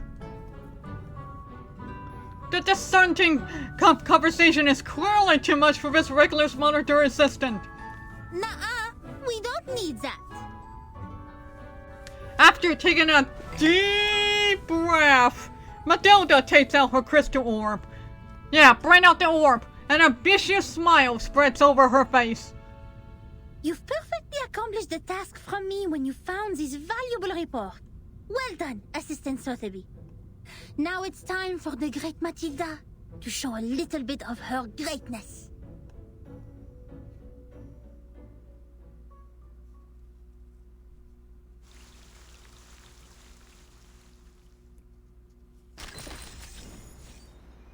Divination in the day.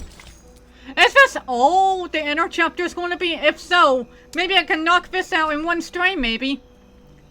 Oh, but first, These people next door are really noisy. I will clear some of this. Oh, invisible count. I'll immediately get this. Awesome. You know what? I want to...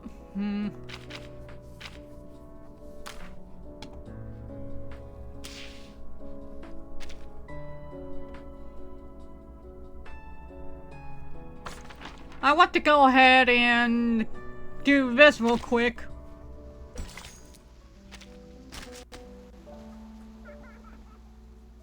I want to just get this out of the way before I forget.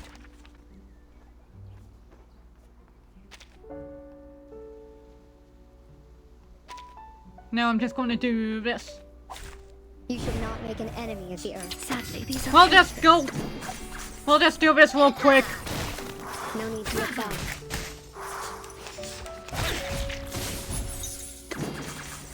So, how's everybody doing? Let me tell you something. Crap, I had a story in my head, but I forgot. I'm trying to remember what it was. No need to worry. Fragrance and dazzle can easily confuse them. Alright, so yesterday I got Burger King, right? I got myself some Burger King.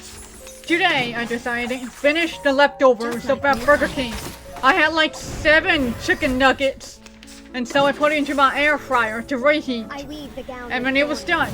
So I went to grab the chicken nuggets, but the utons that I'm not used to, you have to put a lot of strength into it. So the first nugget that I went for, I grabbed it, was about to put it in my bowl, and then I dropped it and fell on the floor, and my old dog, my old pupper, just immediately dashed for the nuggets, immediately grabbed it.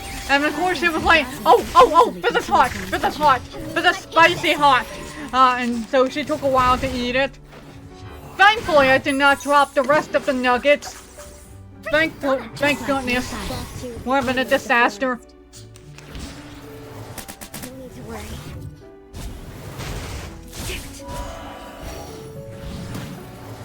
No need to worry. I can't wait anymore! I weave the gown with thorns. You shall repay with sacrifice of wounds. Boss choose the armor of the forest. Penetrate. Ow! I'm losing my patience. Penetrate. Ha-ha!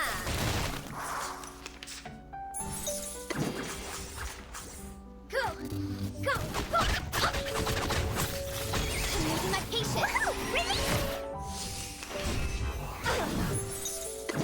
Don't worry guys, I will get back to the story after this. I just wanted to get some of the dailies. No need to worry. No need to worry. I weave the gown with thorns. You shall repay with sacrifice of wounds. Get out of here!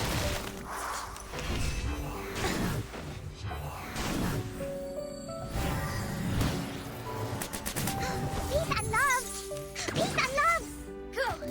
Go! Go! I'm losing my patience!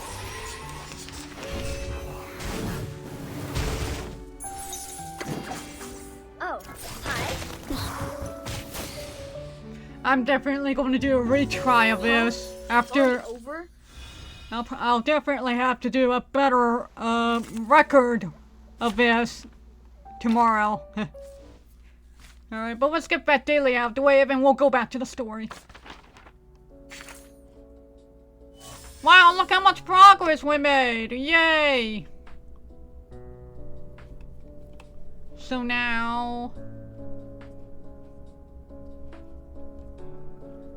level winning character one time, okay. Good day, my lord. You're too kind visiting me, and I regret to receive you in a room of nothing. What you got through this? You brought me a gentle breeze on the field. Oh, hey, I met Snowfin out, yay. And I got freebies, cool.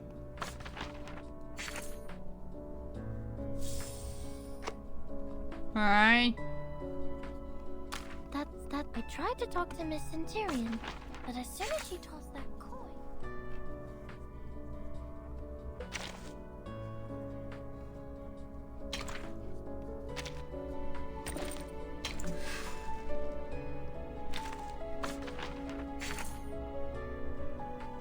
There we go. And I believe that by doing some story, I'll have finished my dailies. Level 30, yay!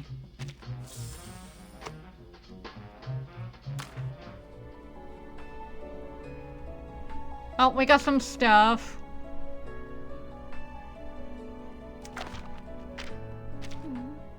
Oh, that's just fine. Awesome. Alright, let's go back to the star. Hold on. Let me check my OBS. Make sure everything's looking good. Awesome. We're do something.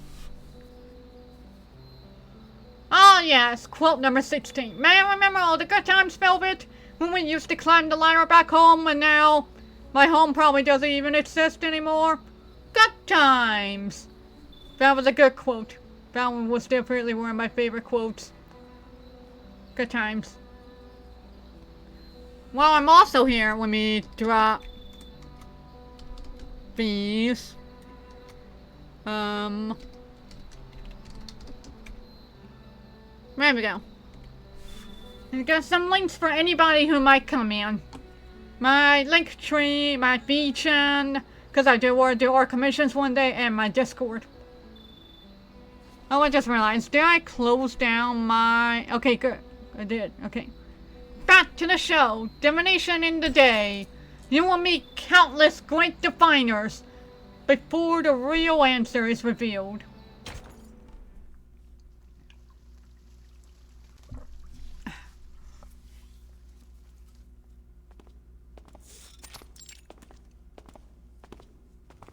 There is no moonlight during the daytime. But the moon is not the only choice for divination. Judging from the omen, it's at the northwest, the beginning and the ending of the ring, where the wall reflects repeatedly. Holding the crystal orb with both hands, Matilda keeps adjusting her position while trying to figure out the vague vision in the sphere. Sympathy follows her with a curious face. The northwest of SPDM. This one is straightforward.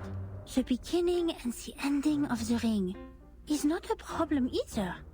The icon of the computing center is exactly the Ouroboros, a serpent eating its own tail. Here we are.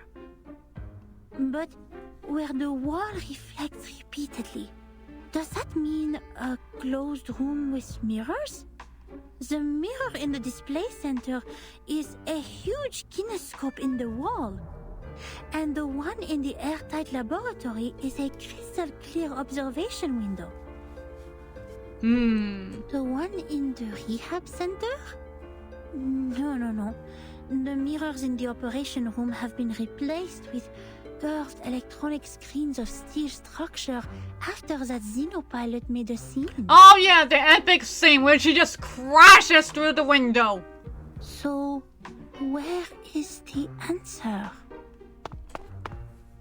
She slowly turns around, trying to find the perfect angle for a clearer vision. A white figure storms away from her side, almost bumping off the orb she tightly holds. Hey! You just hit me! Shouldn't you apologize? Where did you come from, dork? Wasting my time. How dare you call her a dork? Only I can call her a dork. And that's a compliment coming from me. You don't just use it as an insult. The man groans a curse and hastily leaves his place with his hands covering his nose and mouth. What? How could he say that? That's rude. I know. That gentleman doesn't look well. He's covering his face. His nose is running with purple liquid. Oh dear. Did he drink a whole bottle of purple Chrysandra juice? He needs treatment immediately. Oh, if only I had brought the Phoenix heart nerves with me. He ran towards the rehab center. Nothing to worry about. Just another patient trying to prove he has recovered. The hasty man has disappeared completely. The whole incident doesn't raise anyone's attention. The rehab center has all the facilities and medicines he needs. He will be properly treated. But why is he wearing the uniform of Laplace? And where's the receptionist here? The lobby of the Scientific Commuting Center welcomes them with a deafening silence. She's right! Normally when I see this background, there's a bunch of other people here. The counter is no longer busy with people, but with an auto recognition device instead. Does everyone go to the weekend party night? Probing around the counter, the temporary investigator seems determined to deck out a party gramophone from somewhere. Absolutely not. The researchers here are too busy to do that. The computing center is working on the most urgent and vital project, the research on the immunity to the storm. We should not disturb them unless it's an emergency. So please stop calling the office and put down the telephone, Miss Sotheby. This is not the ear of a tea kettler, and it won't take you to any twist balls. The monitor assistant can't stand the difference in their terminology anymore. Je sais qu'il est débutant, mais quand même, il est trop bizarre. Guide new members with caution and patience. Trigger the afflatus at the right time. J'avoue que Verten a remporté une victoire temporaire sur ça. Her mumbling is interrupted by the owner of the cheerful footsteps. Miss Boonish, I just read the map on the counter. You mentioned where the wall reflects repeatedly. Does the vision refer to the racquetball center here? You see, its icon is a bouncing ball. Let me take a look. Good job, Sotheby!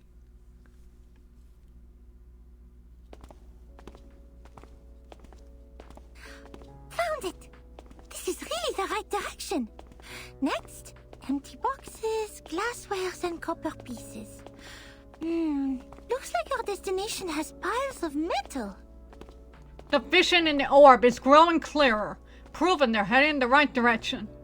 That eases Matilda's upset mind. Good job, Assistant Sotheby. I have to say, I might have gone a bit too hard on you. You are more capable than I thought. Thanks to your prompt reminder, we have saved quite some time. Sotheby is glad to help. The young lady gladly hops along the way, while she doesn't give up at peering at Matilda's crystal orb. Miss Boonish, since you're such a talented diviner, why don't you just divine the reason for the storm with your inherited arcanum ability? According to Ms. Moisson, the reason still remains a mystery. If the crystal orb can reveal its truth, everything will be much easier for Vertin and her team. Divine the reason for the storm? The brave assumption astonishes this great diviner. She almost drops the orb. That's impossible for sure. It's a typical mistake of laymen to believe one can see everything through divination. Matilda, have you tried? You are an expert on potions and arcane creatures, but you have little knowledge on other subjects. Haven't you received any systematic education on arcanum? Education on arcanum? I'm of course well educated in arcanum, with Ms. Moisson as my tutor, and... Alright, enough! She shakes her head, stopping her from listing another name for an arcane creature that nobody's ever heard of. I have understood the fact that the education you have received is not, systematical, or say, incomplete, imperfect, inelegant. But don't worry, because you are talking to the kind-hearted Matilda. She will spend her valuable time to make it up for you. The great monitor assistant clears her throat and starts recalling what she learned when she was 12. In fact, the system of arcanum knowledge is not completely separated from that of human science. For example, the modern pharmacy and chemistry actually originated from the experiments of potions and alchemy in the ancient times. Yay, for lore! They developed into two different systems because arcanists focused more on the knowledge ignored by scientists, which is Gnosis. The knowledge we learn from divination is exactly under this category. Wow. I know, right? I'm just amazed at this lore. Sophie's eyes light up with amazement. Matilda takes out her notebook and draws a brief sketch in it. Let me fill you in with more details. If two human researchers test Snell's law at two different places at the same time without making any mistakes, they will always reach the same conclusion. Or if two potionists use the same ingredients and follow the same formula to make the cough cough stop stop potion separately, their products will also have similar effects. However, if two diviners respectively perform divination on the same thing, they will probably see totally different visions. Because what the divination shows is merely omens. The interpretation of these omens is in fact a kind of subjective deduction based on the reality, and there is no such thing as a standard answer. Ah! Even if the two diviners draw the same conclusion, it is more of a coincidence than a result that implies generalizability. So diviners never check the accuracy of their divination through the review of peers. And this is an example of Gnosis. Unlike human sense, it is unique and possesses no universality. She puts it away and wriggles her index finger.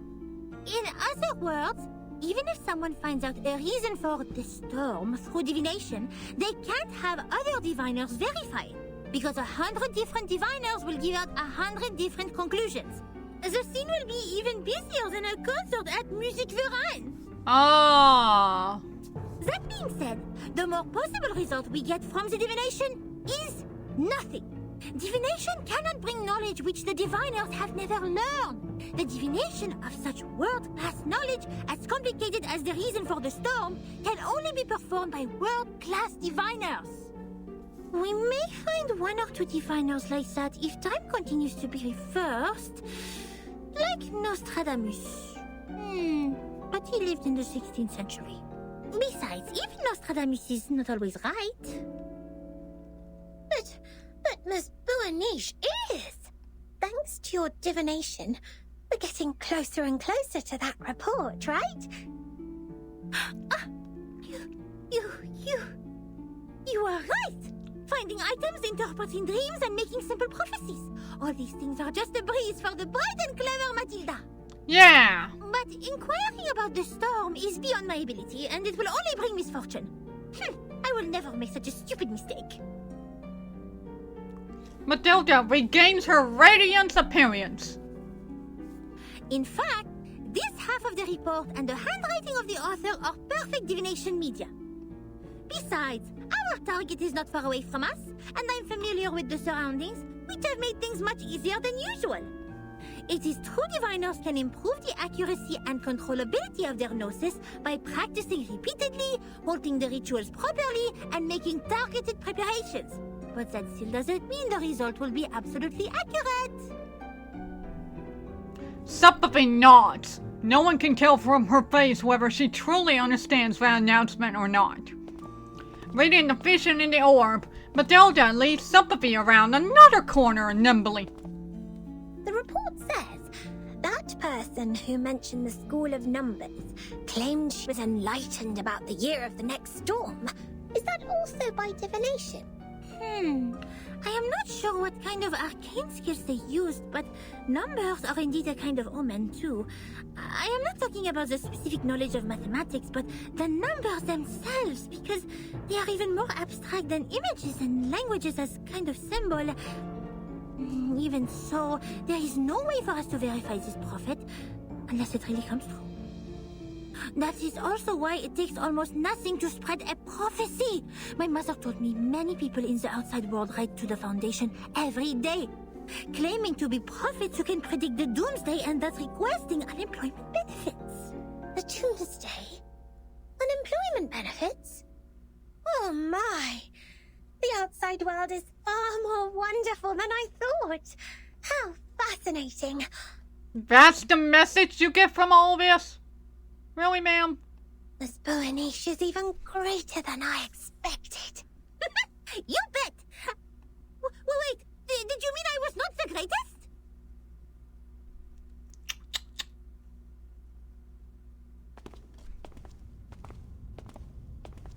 They have reached the end of the corridor. Matilda puts away the orb and looks at a wooden door with no sign in front of her. This is where the vision leads them to. The room next to the racquetball center. Here we are, Miss Sotheby. Now, this is the moment to verify the result of my divination. Squeak! She opens the door with a slight push.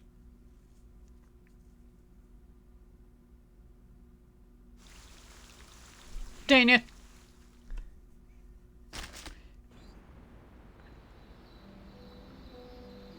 Oh god.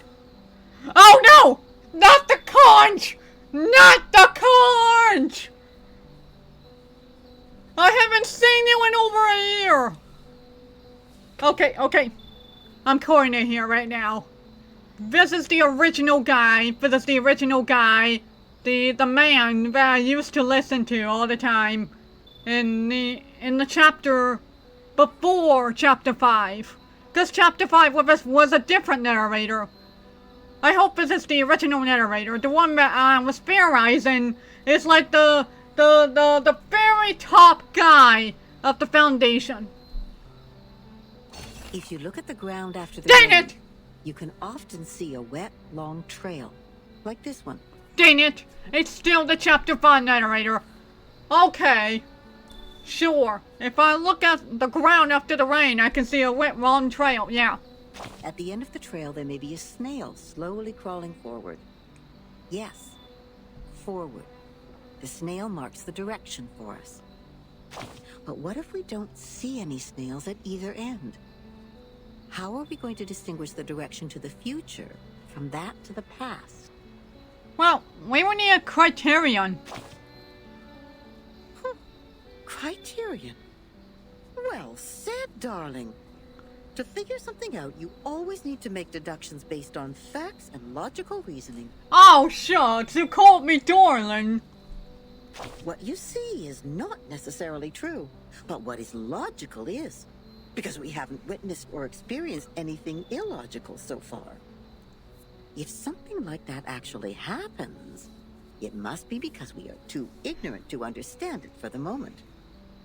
This point was firmly believed by those researchers who worked in the house like canned sardines.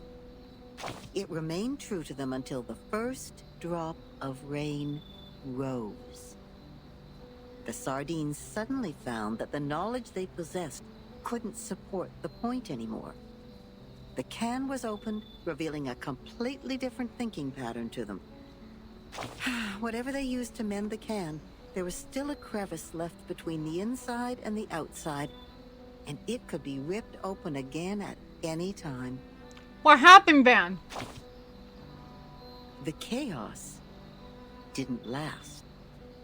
If it really was the rain that swept away the snail and messed up time, then we should look at the silver lining. Does it mean we will find out the truth of time once the secret of the rain is revealed?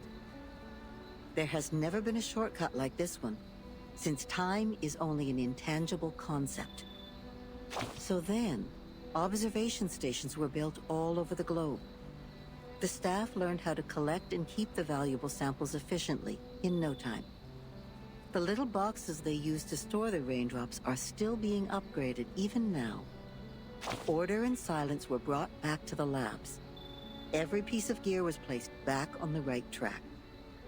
It was a grand feat, and no one could have accomplished it inside this huge, cumbersome machine, except another machine.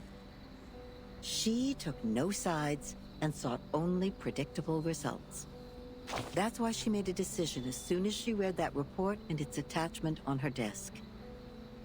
The former was about a delicate component which flapped like a butterfly in that huge machine.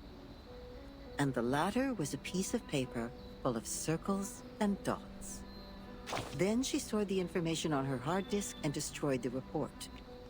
And the paper which claimed to have recorded the locations where the storm might happen, yes, the one with the butterfly-like drawings, was retained for data comparison. It seems she's satisfied with the result.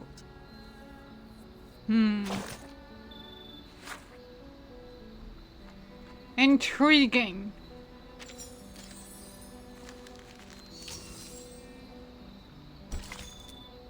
The lament and silence. The invisible hand, raised up high, easily plucks a star from the sky. Bars!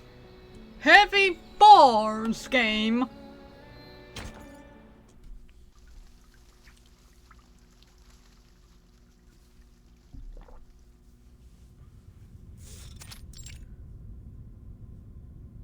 Well, this is a mess.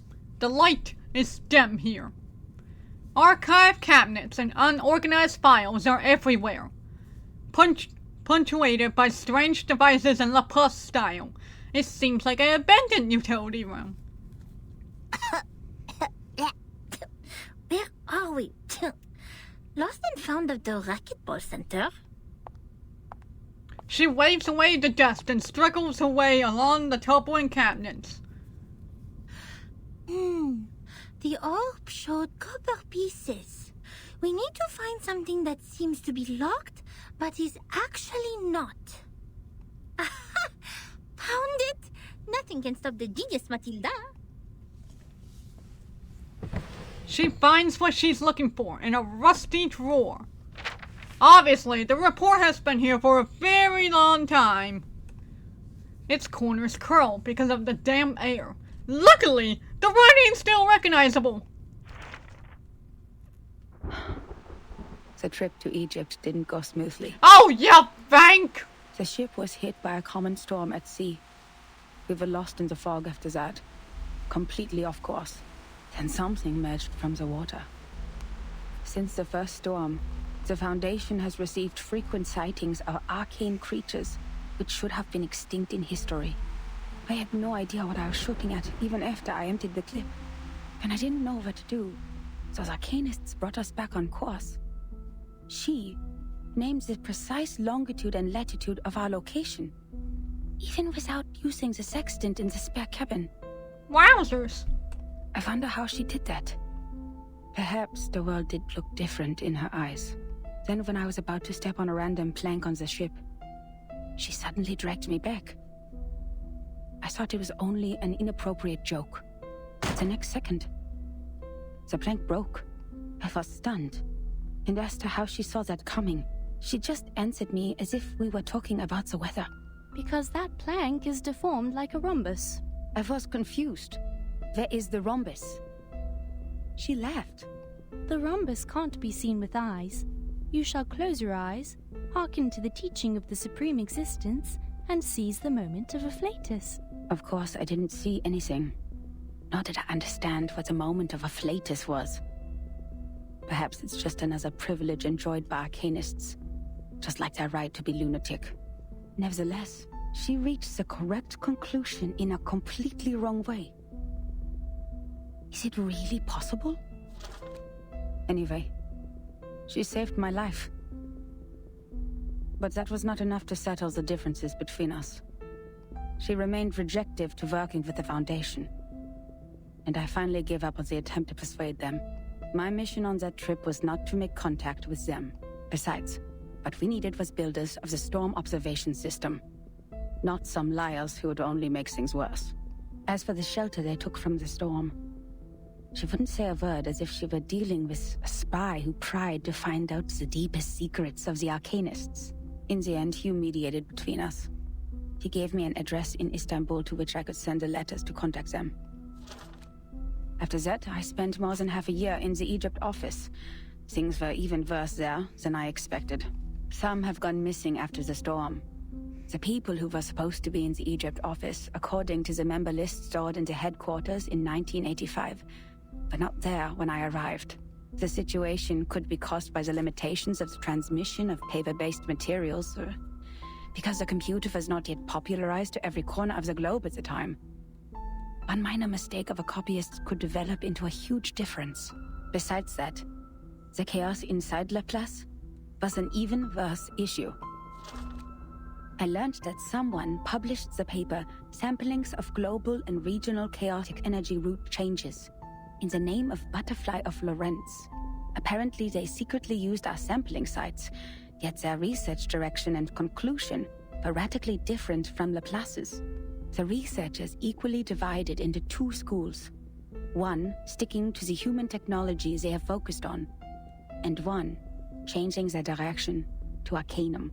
At the time, it was still too early to decide which direction was right, without sufficient experimental data. But many already believed that if time continued to be reversed, human technology would only keep falling into decline, while Arcanum, which relies on personal ability, would rise again. It's true that Gnosis cannot be copied, verified by an independent third party, or comprehended through reasoning.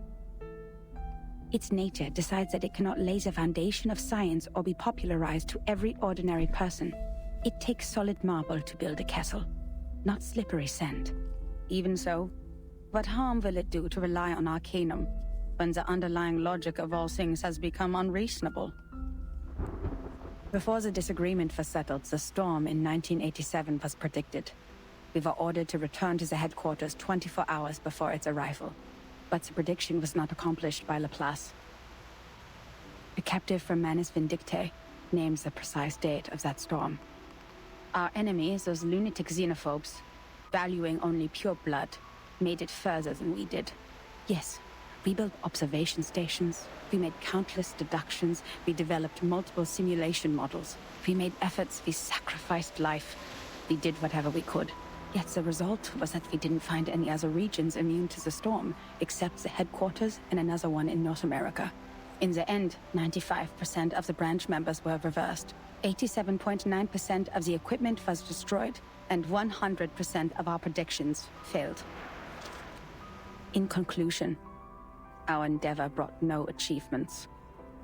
As for the captive from Manus Vindictae, the delirium patient who claims that oracles flowed under his parietal bone, when we asked him how he learned the precise date of the storm, he burst into laughter. Can't you hear it? Has God left you behind when he spread his grace? Then, he smashed his own skull with a handcuff. Yes, there was no doubt. He was an incurable lunatic. But his insane nonsense was exactly the reason we survived the storm again. No matter how unreasonable or illogical it was, or how much a lie it sounded like. So we'd better believe we shouldn't go out in black today because the fish is swimming in the water. We'd better believe in the existence of the non-physical, everlasting, transcendent world where everyone's soul is a number. We'd better believe in the supreme existence, which caused the disorder of time by merely casting its shadow. That means the life of individuals means nothing more than rubbish, and the world is but an imperfect ruin, where only the chosen ones will pass the trial, where the rest will be eliminated by the rain. How am I supposed to do that? Finally, I made up my mind to write to her. I didn't expect her to answer my questions. All I wanted was to confirm if she had survived that storm, for the sake of our peaceful talk about the rhombus. Yet what I heard from them was a simple announcement of her death, with only 2 words. Bruh! She made a friend! And she died! She died. Then it burned and turned to ashes in a second. On the same day, the first and only timekeeper who just took office, the 12-year-old child, returned alone from the storm. She told us the time in the outside world at that point. And that was how I knew she was right. It is right in front of you. But if there is a god, why are you playing such a prank on us, after we had suffered from the collapse of all the existing orders and the failure of all the great laws? If this is what she calls a glimpse of the supreme existence, the moment of afflatus, do you have to present it in such a cruel way? The last 2 digits in the number of the year after that storm were exactly her name and her number. 77.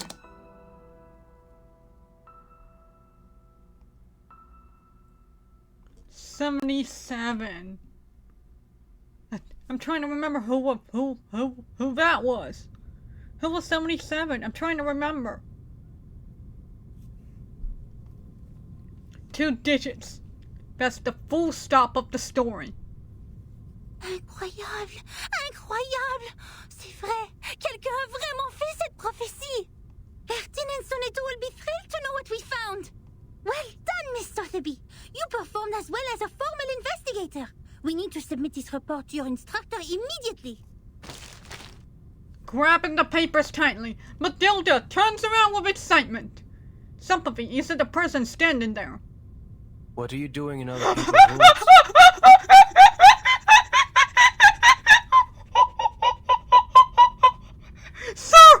Sir! Are you playable? Are you playable? You handsome being! You handsome being! What the hell? Oh my goodness. Why is it always the ones with the ponytail and the scruffy beard and oh my goodness. I think I have a specific type. I have 2 types. The nerdy dork with glasses who makes inventions and stuff like that. And then this! The scruffy old men. Well, not really old, but you get what I'm saying. My goodness gracious! Please tell me your name so I can commit it to memory, just like what I did with Sophia. The report is snatched away! This is my personal item. You have no rights to take it. Please leave immediately. Personal item? This is a precious record that should have been submitted to the Foundation.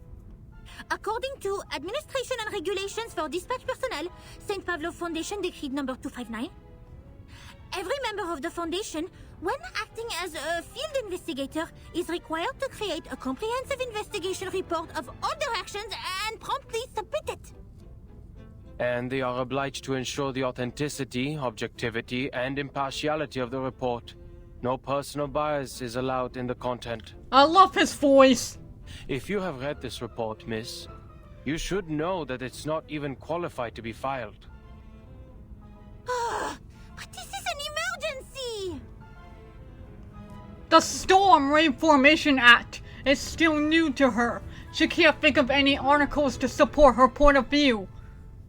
She racks her brains for words. Also, I should point out, I currently have 77 followers, so that's a very specific number. What are the odds of that? But before she makes it, the other person starts talking, with one of his eyebrows raised. I can tell from your uniform, you are a student of SPDM, or... This is Laplace. Do you have your guardian's approval to leave the school, Miss Underage Student? Approval? I don't need that. I am not a student. You are talking to the exceptionally promoted monitor assistant of SPDM. Here is my ID. Oh, hello there! Hold on. Oh, hello there! We got another new first-time chatter. Hello there, Duck's Pond. I love that name. That is an adorable name. Yes, the ponytail man. I immediately fell in love with him as soon as I saw him. Beautiful man. Beautiful, handsome man. She holds her ID card as if she's holding the flag of liberty. But she is ignored. The adult walks directly to a swivel chair in the room and pays attention to an educational toy on the table. I hope you're doing good, Duck's Pond. I hope you're having a good time. Did you just ignore a formal administrator of the Foundation? This monitor assistant will report every misbehavior of yours. Every little bit of them. Worthless, the monitor assistant, can't be more embarrassed in her life. She looks around just to find Sophie is gone. Luckily, the chief assistant learns faster than she expects. The familiar sing-song tone is making a report to her own tutor outside the half-open door. Miss Moisson, we found that report here. The great Miss Buanish and I discovered some important information. I came to you and Madame Z immediately after we read it. Miss Buanish, why are you confronting Mr. Chair? Sophie stands at the door. Her head is tilted. 2 adults are behind her. I didn't expect to see the second half of that report here in your room, Adler. Adler?! Please tell me that's a reference to Irene Adler from Sherlock Holmes, or wherever the murder mystery she comes from is. Also, Mamsie, it's been ages since I've seen you. I missed you.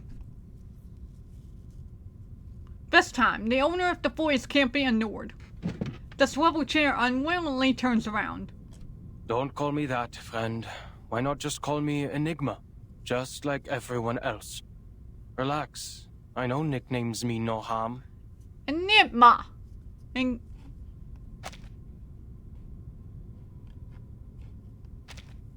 But I don't understand. How is a report filled with meaningless words of any concern to you, Madam Z? Don't call me that, friend. Why not just call me Enigma?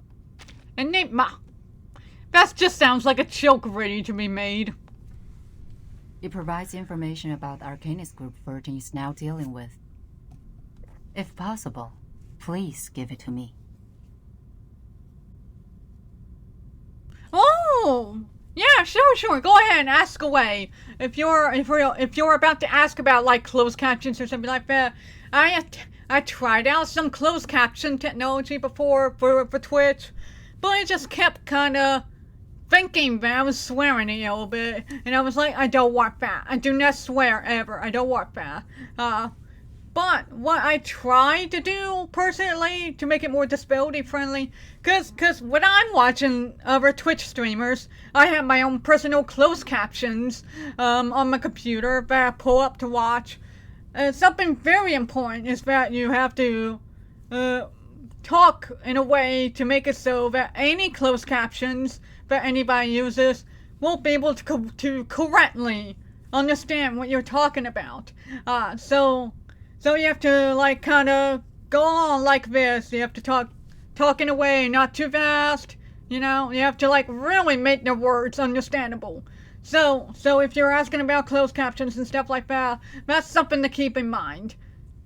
You know, like if you're unable to do closed captions on your end, at least make it easier for the closed captions on their end. Or something like that, you know? But yeah, I hope that was helpful. I hope that was helpful. Yeah, cause yeah, pretty much. So that way their captions can properly understand what you're trying to say, so that the person who is using those will actually understand you. You have no idea the amount of times that I'm watching this one streamer because he talks so fast. The captions keeps misunderstanding him, and so he keeps thinking that some of the things he's saying is actually something else. Like this one time, he's saying something, I forgot what it was, but what the caption said is like a lot of pee, or something like that, but it wasn't what he actually said. So it's very important. Now obviously, it's very hard to properly get that to remember. Well, here's the thing. For like live content, as a tool for live content, it's very hard to keep up on that. But for like as an aftermath, if you're like uploading on YouTube, if you go out of your way to caption that stuff, let me tell you, you just raise their chances by like a 1,000 for people to come see your content. Cause like when I'm going around doing things on like YouTube and stuff, when I'm looking at videos and streams, the first thing that I usually go for is see if either they have captioned their stuff or if auto captioning is available. I'll take either one. But if they have out their way to caption it themselves, then that person is automatically going all the way up there in my book. I do want to try captioning my VODs on my YouTube channel someday. But for now, at the very least, I try to make myself understandable for live captions that other people might be using. Oh wait, I never thought I would talk that much in my life. That said, despite my personal experience not really liking the Twitch captions tool that I used on my OBS, I highly recommend at least checking it out to see if that works out for your stream. I forgot what the name was, but I think it's like an extension that you can find on your Twitch dashboard or something like that. Definitely worth at least a look into. Like if you're able to properly make yourself understandable, then that is definitely an option. So yeah, I hope that helps. Anyway, I completely forgot what they're talking about, so let me look through this list. It provides information about Arcanist Group 13 is now dealing with. Thank you! If possible, please give it to me. Alright. No problem, but I'm just glad that you asked me that, and I was able to somewhat help out.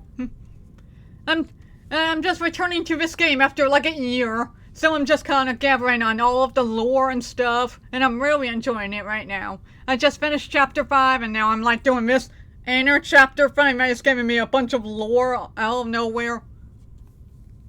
Of course. How can I turn down a request from Constantine's chief of staff? Take it away. I hope you don't mind the mold on it. The researcher stays seated on the chair and casually hands out the report. Madame C smiles. She seems glad to see that Enigma still has the energy to be sarcastic. But clearly, the monitor assistant can't tolerate such a blatant violation of the staff regulations. Please pay attention to your manners and do not bring disgrace to the computing center, Mr. Rude. She did not just call him that. She did not just call him Mr. Rude. That's amazing. Miss Musan taps her on the shoulder and quickly looks in the direction of the door. Ms. Buanish? Ms. Sotheby? You've done a great job. I'm sure what you have found would be of great help to Timekeeper. I'm gonna be real with you, woman. I completely forgot you exist. I completely forgot that's what you look like. Also, I'm not used to you standing. I'm used to you sitting down. And I will report your active performance in this mission to SPDM as soon as possible, Miss Buanish. We need to further analyze the files you found. The first on the scene could provide more detailed information. Let's get out of here. Contribution exceptionnelle! So, have you ever played this game before, Dutchpawn? Have you ever played this game before? The keywords give this young monitor assistant a giddy pleasure. She can't help but adore everything else Miss Musan says. Oh la la, exceptionnel! No. Calme-toi, Matilda. I didn't accomplish it alone. Assistant Sotheby also played a significant role. Hooray! Hooray indeed! Mood. Yeah, you should have seen me last year when I was going through the earlier chapters. I read the entire essay in this game. The entire essay. I literally have 2 water bottles on my desk right now. One water bottle is about to be empty, and I got the other one still full. But hey, the game's still pretty darn good. So, like, completely understandable. But that's why people like me exist. We read them out, so people know what the lore is about. A loud cheer interrupts Matilda's mumbling. That is to say, Miss Burnish, we can start preparing the balloons and flowers for the twist ball. Speaking of which, this monitor assistant still needs to think about it. By the way, just call me Matilda. Oh my goodness, they're on first name basis! About darn time! She struggles to get out of Sympathy's passionate hug. The great joy brought by Miss Sun makes her actions clumsy. Cheering and discussing, the girls leave the room. Madam C carefully puts the valuable report away. Surely, she's not going to lose it, and then we'll have to do this entire wild goose chase all over again. The researcher swivels the chair again, and hides himself in the fortress made of dusty items. He talks through cabinets and equipment in a slow manner. There will be no advance in human technology. You think so?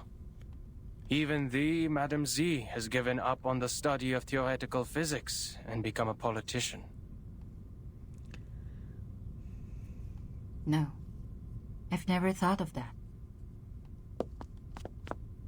She turns to the door with a faint smile. Click. The door is closed.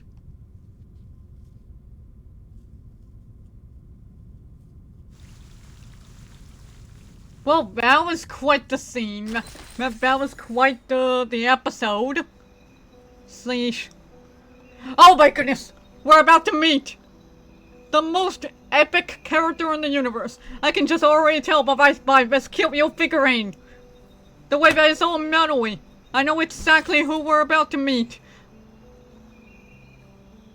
Oh boy, I'm so excited. A new direction. A new steam whistle sounds. By all means, board the ship. I wonder if this means this is the last one in this chapter. The dramas have ended.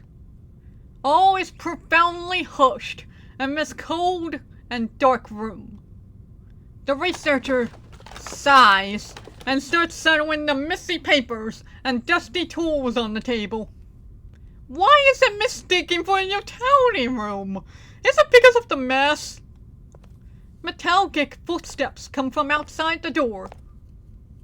I am astonished by the fact that you are interacting with others. Lucy! The girl! She's finally here! I got her like many months ago when I got this on Steam. When I got this game on Steam, oh my goodness. I got so lucky getting her because apparently she was like an insanely limited character. And I finally got to meet her in the story. Yay! Lucy! I don't even need her to say her name. I already know who she is. Another trespasser. They broke in. The robot in charge of the La Place Scientific Commuting Center shrugs and refuses to make any comments. She has already heard all the information she needs in the corridor. If it was a complaint that you were making, you know it is within your rights to submit an interdepartmental complaint within 7 days after the incident. Don't bother. That file means nothing to me. Oh, but I thought it was personal, sir. I thought it was a personal file. I didn't file it because it is a report against the rules. Why bother to submit such a log full of personal feelings and emotional behaviors to our great, rigorous foundation? Is that so? I am gratified to find that you still have some sense. I too am gratified that you still have no idea that I was being sarcastic.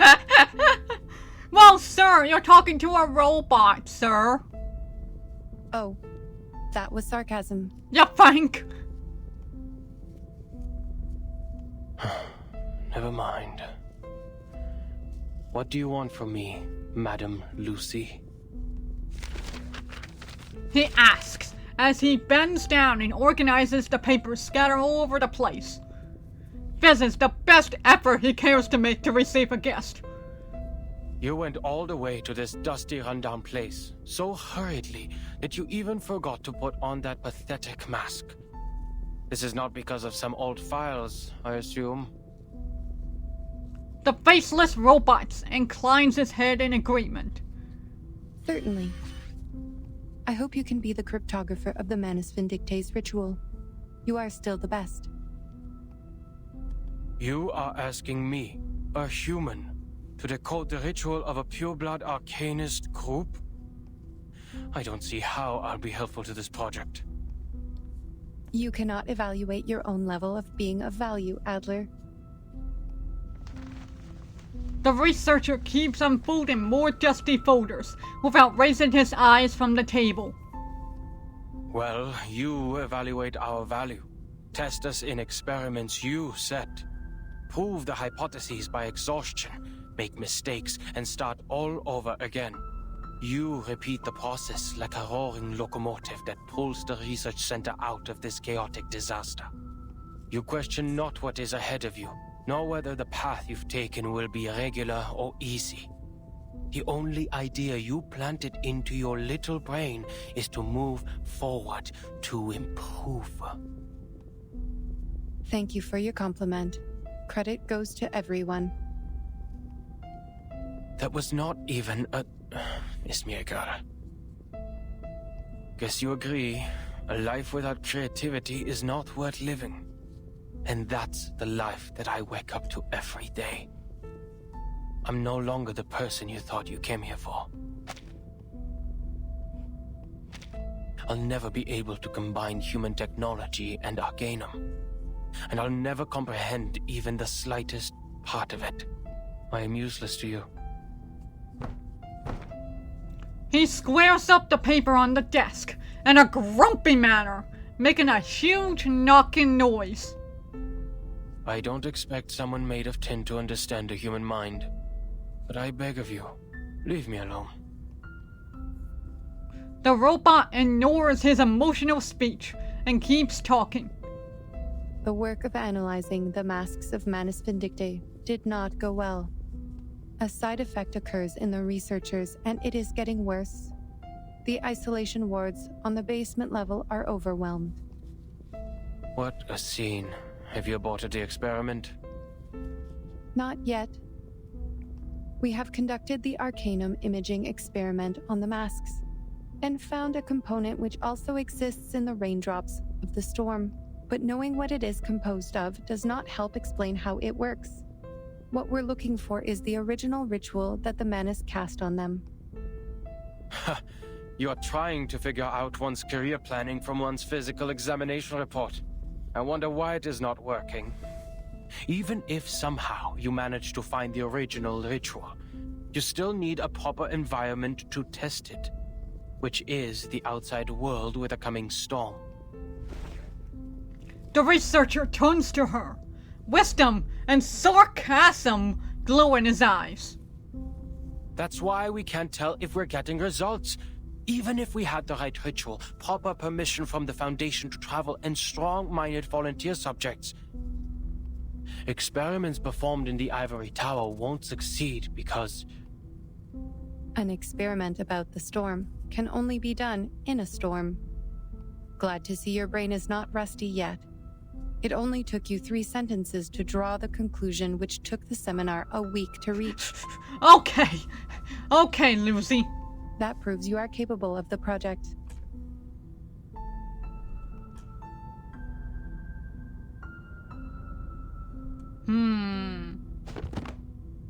The robot in charge puts a document on the table. The history maintenance team has forecast different critical points of this storm. Foundation investigators are on their way. If Manus Vindictae still plans to accelerate the storm, like what they have done in 1929, there will be a high possibility that their people will show up at the transformation point of history and society, also known as the critical point of time, the center of the storm. Your sister, Greta Hoffman, is also one of the investigators. I have no interest in any Hoffmans other than myself. We have different perspectives. It is okay. I am just here to inform you that, if any of the investigators successfully send the information of the ritual back, the research about the immunity of the storm will be conducted immediately. Take your time and be mentally prepared. But once the storm alert is issued, We only have 24 hours to verify the feasibility of the ritual. I wish you will be fully prepared by then. The robot gets out of the room, leaving him no right to choose. Her feet crash into the floor, making a steely sound. Enigma's eyes flickers towards the document. The face on the top is familiar to him. He pulls out the drawer and takes out a scrap of paper. This is the last code he didn't give anyone. One thing is for sure now. Oh! That's why it's personal to him. She's the writer.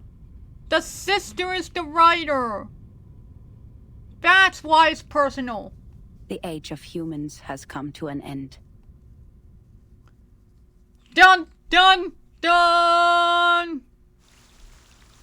The end! That was quite the lore. Thank you for the rewards! My goodness! And hey, we got a new chapter, which I am not going to start today. I am not going to start chapter 6 today.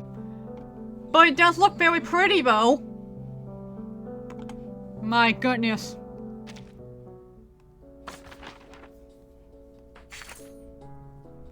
Yay, more rewards.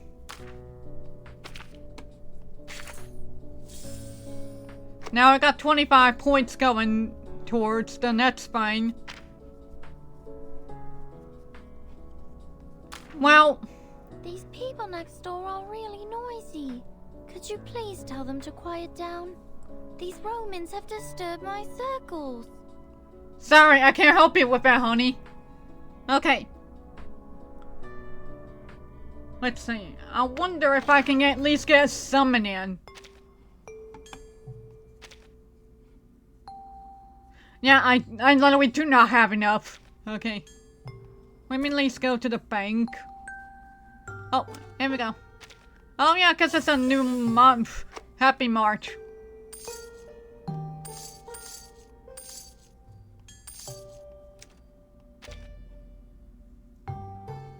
Okay, so this will get a 6. Hold on. How much is 1? Okay. So this will get a 7 if I decide to use these.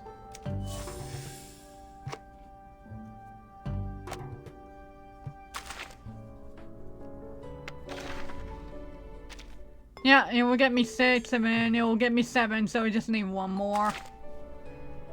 Well, I wasn't expecting to be done this early. I guess I might as well do some farming, cause the person that I want to raid will be starting at 9:40, and it's 9:14 right now.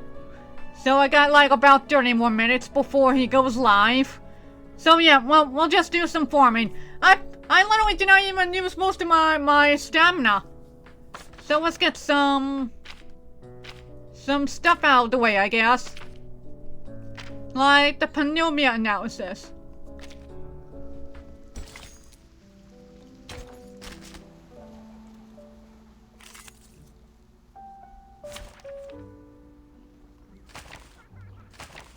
Let's see. Might as well redo this. Yeah, might as well just kinda... Yeah, might as well start a brand new record for this. I don't like to resort to violence, but sadly, these are counterfeits.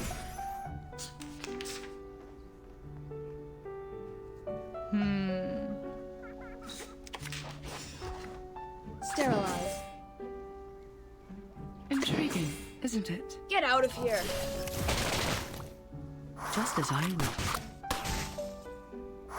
Honestly, Fo, even if you don't like reading, if you don't care about the story of the game, if you just skip through all of that, the gameplay is actually pretty darn fun.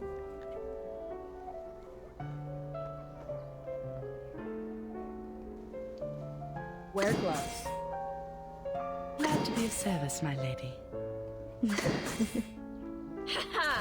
Yeah, good old combat. Just as I would.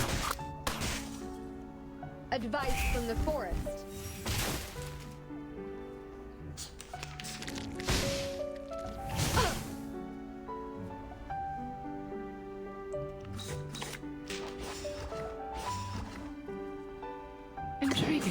isn't it? Sterilize. Bravo! I'm losing my patience. My toes. Ow!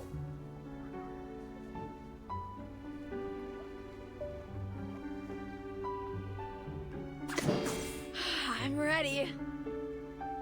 Glad to be of service, my lady. Go! Go! Go! Puppies!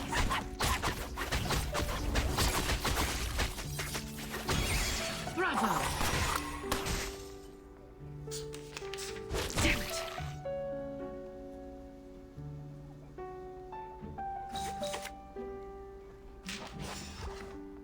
Time to wake up, gentlemen. Sterilize. Fragrance and dazzle can easily confuse one's vision. I'm sorry for you. Alright, now for the big guy.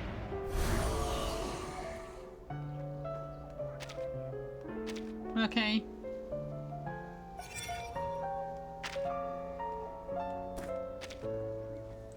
Alright, so I'm actually going to mostly focus on that. On the big guy. So we'll do... I'll keep this behind just in case. Do a quick debuff. Do this. I'm ready. Actually, no, wait, hold on.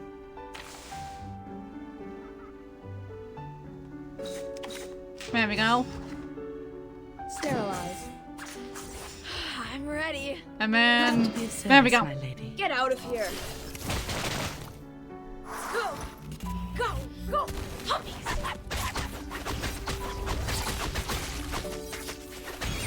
Sadly, these are campers.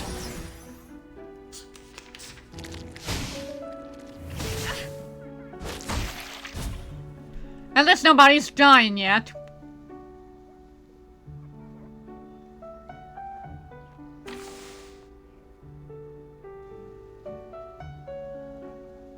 I'll hold off on using that yet.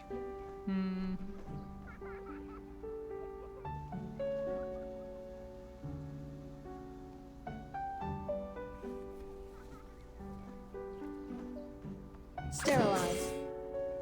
Good timing. Intriguing, isn't it? Get out of here. Frost you with the armor of the forest. Sadly, these are campers. Ow! My toes.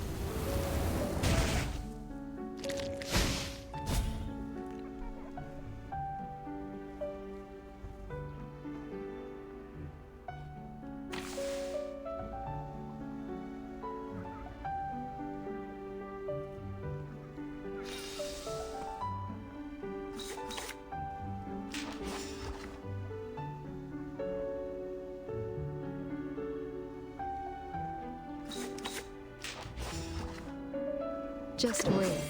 Maximize the value of dumbass. No need to look back. There we go. Freaking dumbass.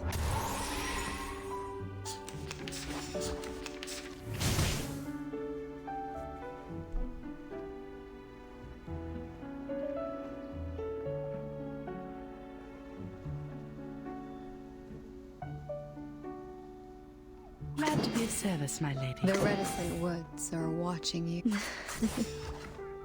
Sadly, these are campers. I weave the gown with thorns.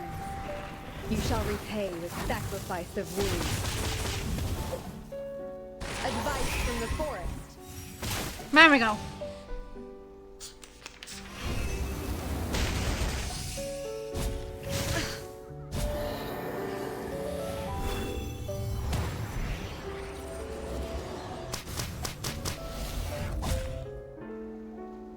Hey, that's my power up. Oh, never mind. We're good.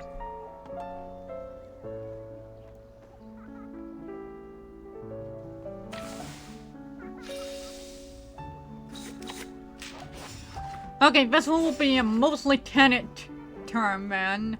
So let's buff. Isn't it? Do Time this. to wake up, gentlemen. And then this, and then those two Its cards own will kind. blend. Just like real diamonds. Fragrance and dazzle can easily confuse one's vision. I'm sorry for you. Just as I will. There we go. No need to worry. Okay, next we, oh, these two are about to blend together, so...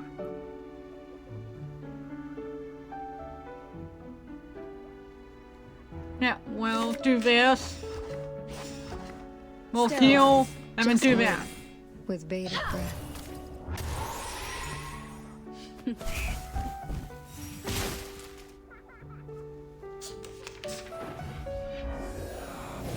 Watch my clothes. Alright. We'll debuff. Do this, and then this. Ready. Ha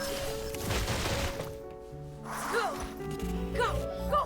Puppies!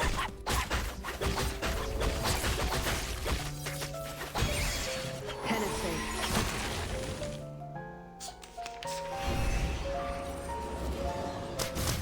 Mainly to worry.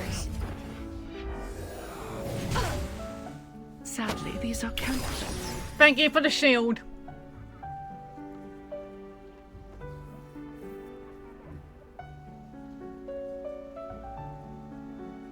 They're reticent. Sterilize. I weave the gown with thorns. You shall repay with sacrifice of wounds.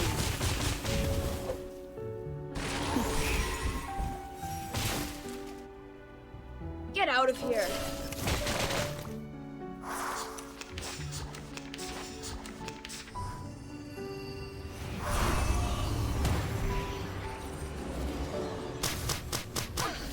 Oh my god. Okay, okay, we're almost there. We're almost there, man. We're almost there. Yeah, it's like a card game, pretty much. You have all these cards. It's like when you get to a poker game, they give you a bunch of cards and you have to make deal with that. And they give you these cards, you can merge them together to make attacks, or like debuffs, or healing. It's a very unique game, I'll tell you that. You can also get it on like mobile and stuff like that. Alright, so... we're almost done with this guy, so I say...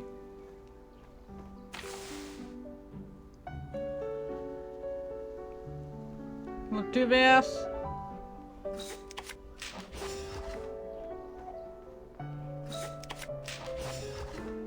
Just wait. With bated Intriguing, isn't it? Penetrate. Okay, never mind. Perfect. Now, to divide the spoils. Yes, I will overwrite Or the should memory. I say, a reasonable reallocation of the profits? Alright, and because I overwrite that, that'll be what we can do for the auto battle.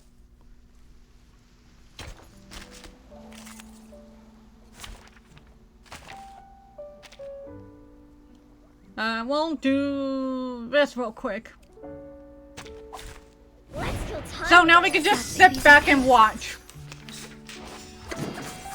Get out of here. Bravo. Yeah, so it can actually... Get out of here. Just as I know. Blast you with the armor.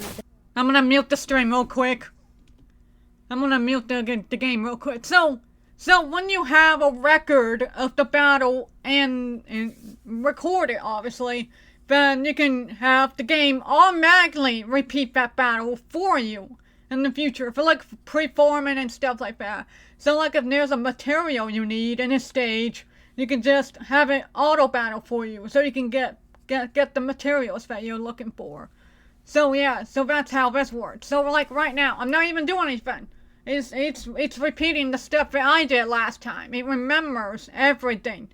Yeah, it remembers every detail of that battle, so that way I can just have it play in the background while I do whatever I want. For example, literally yesterday I was watching Criminal Minds while I have this in the background. During the entire hour I was watching the episode, I was able to do all my farming and stuff like that. So it's pretty darn neat, I'll say. Toes. Sadly, these are counterfeits. I weave the gown with thorns. You shall repay with sacrifice of wood the armor of the forest.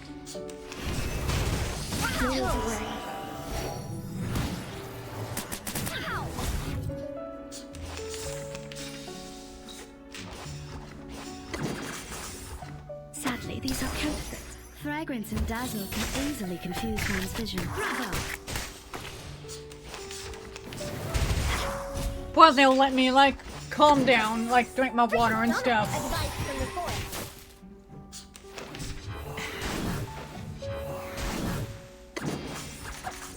Get out of here!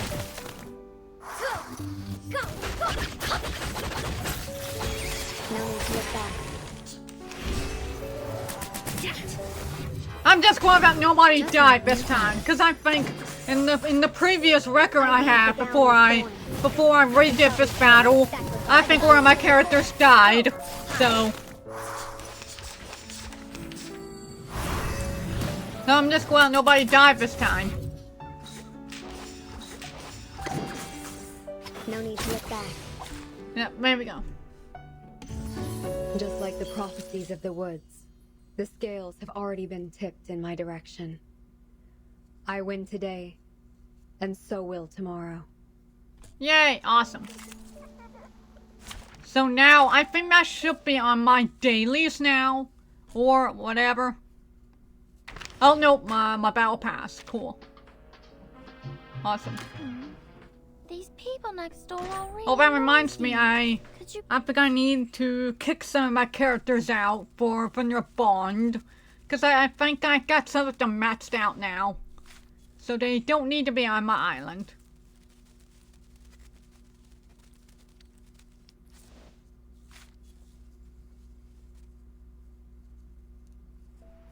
Ta-da! My island. Yep, Druvis is maxed out now, so I'm gonna kick her out. Now I'll add... You know what? I'll bring Lucy in. Yeah, there you go.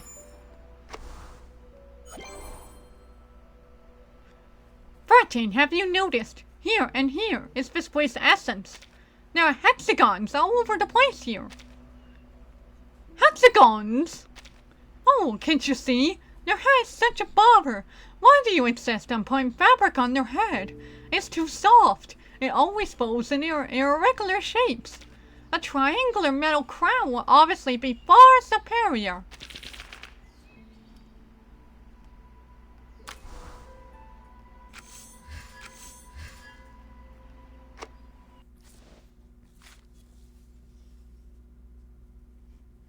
Awesome. So now, I got like 10 more minutes before the prison hour raid goes live. So let me check in. Might as well do some looking around, see if anything else needs to be switched out. These people next door are really noisy. Could you... Maybe I'll level up Good Tenet. day, my lord. You're too kind visiting me, and I regret to receive you in a room of nothing.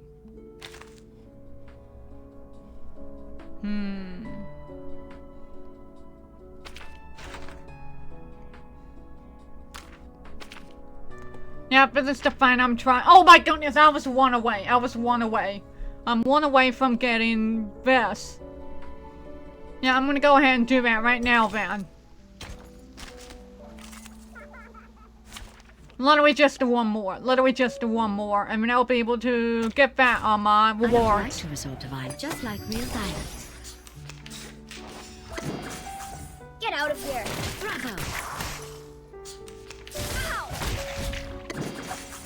Yeah, just one more! Just one more! Surely this will be the end! Bravo! I'm losing my patience! No need to worry. Go! Go! Go! Just as I would.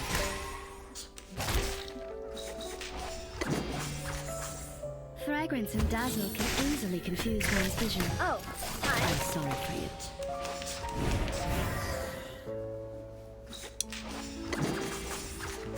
Oh, hi. Go!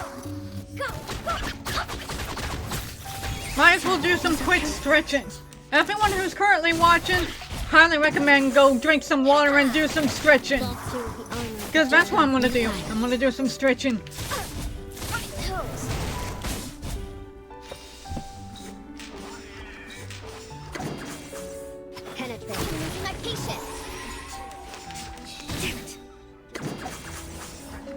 Just like real time. Because I spent like 3 hours sitting on this chair. And I didn't even get to my second water bottle. I have this water bottle. The first water bottle was like, I don't know, like an inch or something like that. I'm not sure. I actually don't know how tall an inch actually is. Just like real diamonds, fragrance and dazzle can easily confuse one's vision. Bravo!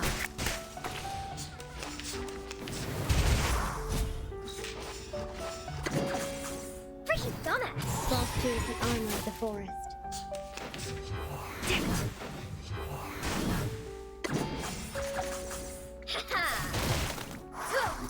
Go! Penetrate.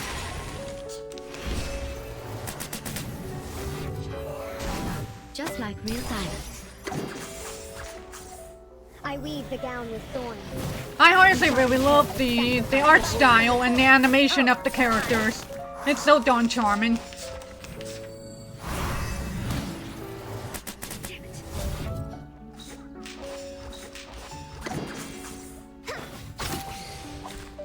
Yay! Surely that's gotta be what I need.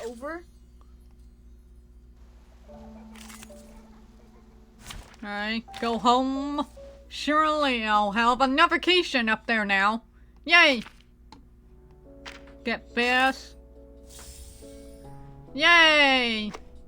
So now, I got a point. Yay! So let's see if we can do a poll. A poll session. Okay. Let me see if I can confirm this. There we go. Perfect! Alright, alright. Literally, at the last part of the stream, before the streamer or array goes live, let's do a quick summon. 8 yo rabbits. And a dream. Turn the wheel.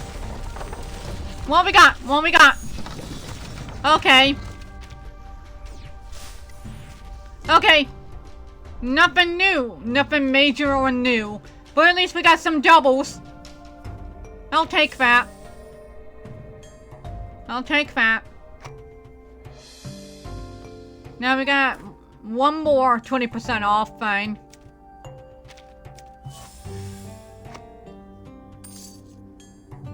And I'm gonna be saving the gold one up there for a Tooth Fairy, if possible. Because I really want... Yeah, doubles is always the best.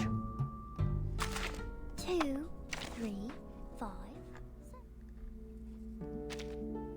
It's so nice Not to meet you. I've been waiting for... You! There you go. Aha! Welcome to Conjira. Okay. Oh, cool! Yeah, it's got little copies to make their powers more powerful. Do we have any other... Okay. Oh! I finished her! I have no idea if he's playable. I have no idea if he's playable. That was the first time I ever seen him. What are you looking for? Cause that's the fine. That's the hope. I'm not gonna say who, but in chapter 2, there was a character that I thought was gonna be playable. But then at the little last second, she died. In my hands. And my eyes was full of tears. Cause she was very cool. But yeah. Never get attached to the characters in this game. Cause if you're not pulling, if you haven't, like these characters for example, I have them. But if there's a unique character in the game that you're like, I don't have this character yet, I wonder what they're like. don't expect them to actually be playable. It's a 50-50 chance. They'll be playable sometimes. Other times, they'll just straight up die. Like 37. 37 is a character who's playable. The girl that I actually like, the redhead. I don't know if she's going to live or not. For all I know, Sophia is going to die. Sad times for the universe. Let me guess. It's so nice to meet you. Friendship. Yeah, it's friendship. Yay, money.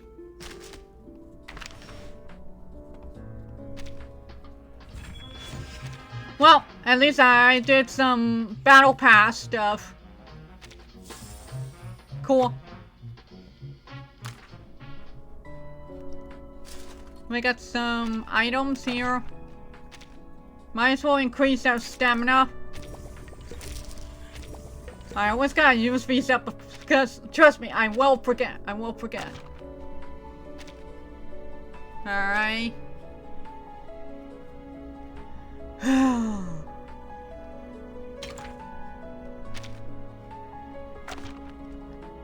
I still need these items. And I don't have this.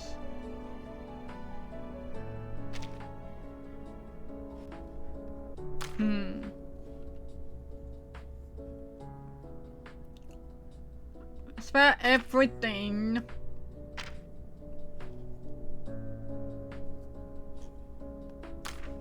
I guess at this point we just gotta wait, I guess. Maybe I'll look at my characters while we wait. Because we got like, let's see, it's 9:37, so about 3 more minutes or so.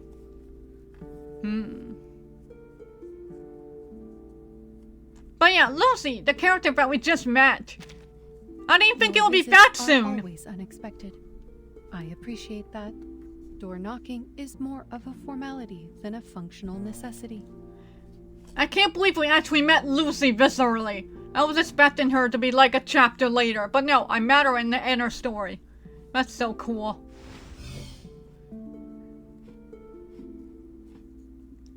Puzzles! You just had to comment at the robot lady, huh? You really had to comment at the robot lady, huh? Oh my goodness. I mean, mood. I mean, look at her. That is a face. But wait! There's more! She has a face. Which is apparently like her mask or something like that. But this, look at this art. This is an art. Yeah, I guess you're right. It is boring. This is the better suit. I mean, look at this version. It doesn't even have a jacket. This one has a really cool jacket. I will want to steal that jacket. But yeah, that's the Seiya puzzles. I was just waiting for Logan to go live so we can raid. I'm pretty much finished up chapter 5. I'm in the inner chapter, which is like an interlude. And now I'm just kind of going through my characters right now while I wait. The puppy is delighted by your visit. He is about... Don't worry, don't worry. Ah yes, the multitask. I love this dog, Pickles. Pickles is the best dog.